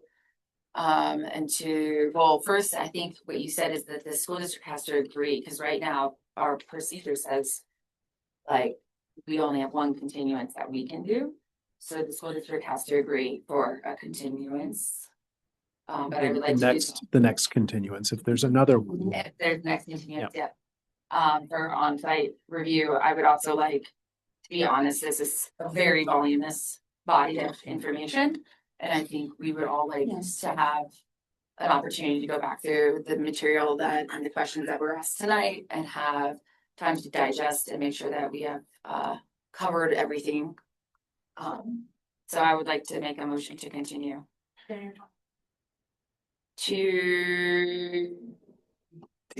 think that's we need the applicant to have participate in that decision. Because they would need to be here, number one. And number two, I think it would be, can they be on the site? You said they could be on the site. The public? The public? Yeah, we have to absolutely. we have to publish it, all of it. So Yeah. that would be mine. So what do you think from a date? Hopefully it'll be the next planning commission meeting, January 28th. Tom, would that work for you? I can at a minimum participate via Zoom. I'm not sure that I can be here on the 28th, but we could probably make that work either way. I would definitely prefer to be here. I'm confused though. Do we need to, as an applicant, request the tabling because of this limitation? Or are you good? Okay. The commission can vote to continue once. Okay. If there's a continuance after that, it needs to be done with the consent. So I'll hold the cards next meeting. Yes. You will, but they may say at this point, we would recommend not. But you have to weigh that, so. It was a self-inflicting joke. I understand. And I would be happy to table if that was necessary. I would ask, there's been a lot of dialogue. And some maybe questions are obvious, but as far as what you might want to see from us at another hearing. But if there are things that you need more information, more clarity, whatever it might be, knowing that would be very helpful. Well, and I think there was talk about further conversation with CPW. Well, those are. So I'd like to, I think it would be good. Also, I think for those people who possibly cannot make tonight's meeting might show up. In a project this big, I think it would be nice to have a second meeting to get the opportunity. Oh, and I'm not questioning that. I'm not pushing or asking for a vote by any means. We I appreciate understand the importance of the project. I just want to be prepared. If you need time to process and think, I get that too. But what I would hate to have happen is I come back in 2 weeks and you say, geez, I sure wish we had this information or that. If there are things you might want to see, you can share with me now. Would just help us be efficient with what happens at the next meeting. Some of that road information in regards to how people are supposed to get up and down there is pretty pertinent, and I think that if on a different thing, if you come up with a road sharing thing, like I said earlier, we can't guarantee anything about it now because they don't have the current application in, but that's up to our attorney to deal with that. Okay, so Amanda has made a motion to continue tonight's meeting. I second. I have a Motion to a date certain. We need a date. I think what Tom is asking is there other information that he would like? Yes. So there's a motion and a second, and now we can discuss. So couple housekeeping items. You just brought up the fact that there was already continuance from December 10th to tonight, January 14th. That does not preclude the Planning Commission. You did not initiate or request that continuance. So this is your first continuance. Congratulations. You've now used up your continuance. And I think we're good from a procedural legal basis. And I also feel like we have acknowledgement from the applicant that they're okay with the continuance. So, a date, I've heard a suggestion of January 28th. Tom, you just said you wouldn't be here in person. Right now, I can't commit, but I can be available via Zoom. I think it's, if you will, I think it's critical that you and your team be here, including your wildlife biologist. And that is, in my mind, something that needs some additional discussions and meetings between you and CPW between now and the next meeting, perhaps. So I don't know if January 28th allows us enough time to do that anyways. February 11th would be the next potential date. I've just been advised by the town attorney that he will not be available for that meeting either. It doesn't mean that someone from Carp New Hamlin couldn't attend that. Just so you're aware, I don't know if that gives you any concern, Mike, or if we want to make sure you're here, but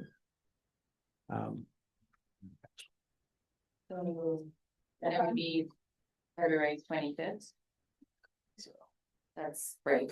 Or no, that's the 5th. Sorry, that's the 5th Wednesday, or that would be the February 25th. the 25th. That's school break, just so I know. It is. Mike, you can't be here the 11th, is that correct? I'm on an airplane. Oh, I'm sorry, on the 20th. You can be here on the 20th. I can participate on the. Let's assume that I'll find a way to get back for the 28th. 28th for it.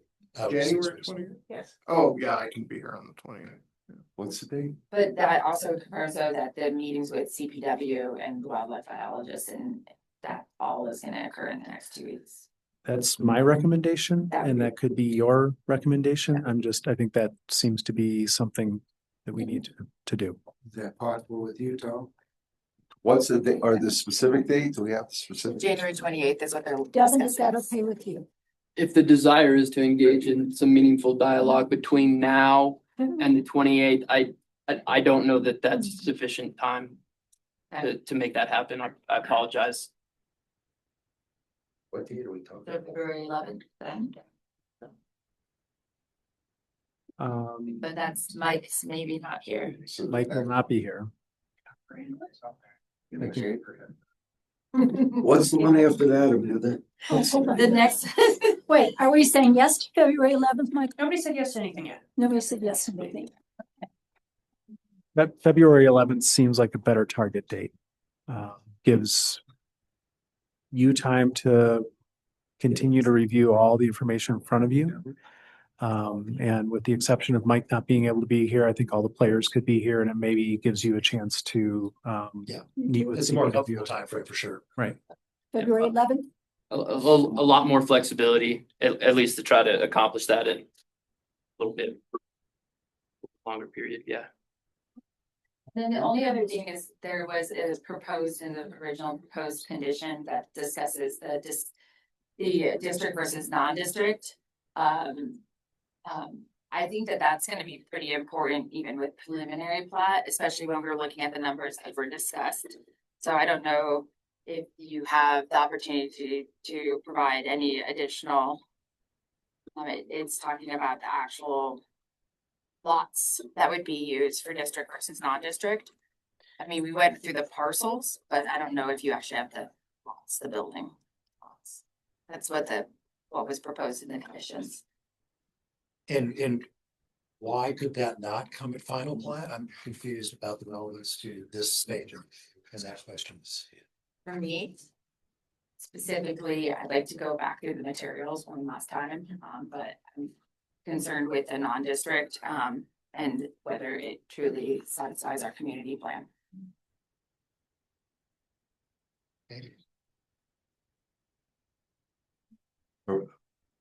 So we'll have an attorney, even though Mike's not here, right? Correct. Thank you. Yeah. Tom, you'll provide the Colorado Parks and Wildlife information prior to. Well, we will digest what it is that's being requested of us and where our application was deficient. And see, and we'll go from there. And then beyond that, we'll continue on with discussion of our proposed mitigation plan and Okay, see what CPW's perspective is. Fine, okay. Amanda, would you like to restate the motion? The motion to continue the midterm. I move that midterm planning commission continue the Bill County School District Miller Park preliminary plat due to February 11th, 2026 to allow staff and applicant additional time to address issues and concerns that are raised at this meeting by the planning commission. Thank you. Second? I second. A motion by Amanda, second by Michael. Roll call vote, please. Michael, aye. Lynn, aye. Daryl, aye. Amanda, aye. Thank you all for coming. Thank you for your time. Sit back and join us next time with any further info or thoughts you have. We love having company. Thank you.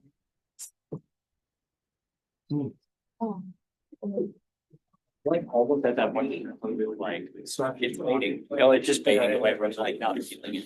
Okay. Tapped in already.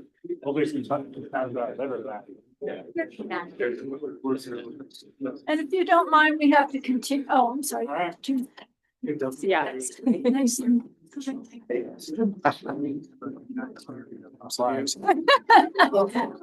take him.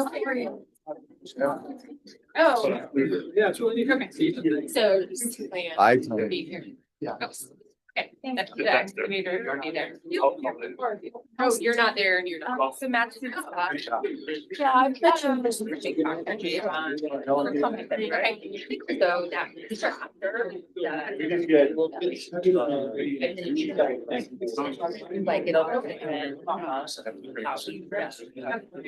That's why he's. Standard. I'll get down. No. I just. Yeah, you're like, I'm out of here. Yeah. You're more than it's a long time, 40 years. Oh, definitely. Yeah. Yes. Good luck. Thanks for speaking. We'll pray for you. Great. Like that's. Okay. That's a such. I was good. Where are you? You know, Yeah. Oh, yeah, we have managers report? No? Report. We got it in our packet. He's gone. So. It's in the. It's in the back. Manager has left the building. Yes. Then we have planning commission comments. Anybody? No? I do too. Well, it's, you know, it's being a letter in the valley. Okay, Being a former. with that, the next meeting is January 28th. Do we know anything about that one? Yes, it's at least 4 DRBs and probably Mentor Forward. How much? 4. Four. Mentor North. And Mentor Are they Forward. getting almost there? In a similar vein, but. Did they still have one? Hear the Lot left? There's still one left. concerns. Yes. So. Thank you. So the paperwork you gave us 2 weeks ago for chapter 16. Yes. 3 weeks ago. Yes. Will probably be what we're discussing next. So everybody knows to make sure they've read them. Well, I can Yes. find out, but yes. It's not this big, so. No, I meant in length. And then on February 11th, we're gonna do this. Okay, with that, may I have a motion? I have a motion to make a motion to adjourn tonight. Have a second. A second. Motion by Michael, second by everybody. Where was Jeff tonight? We don't know. Good work. He let us know he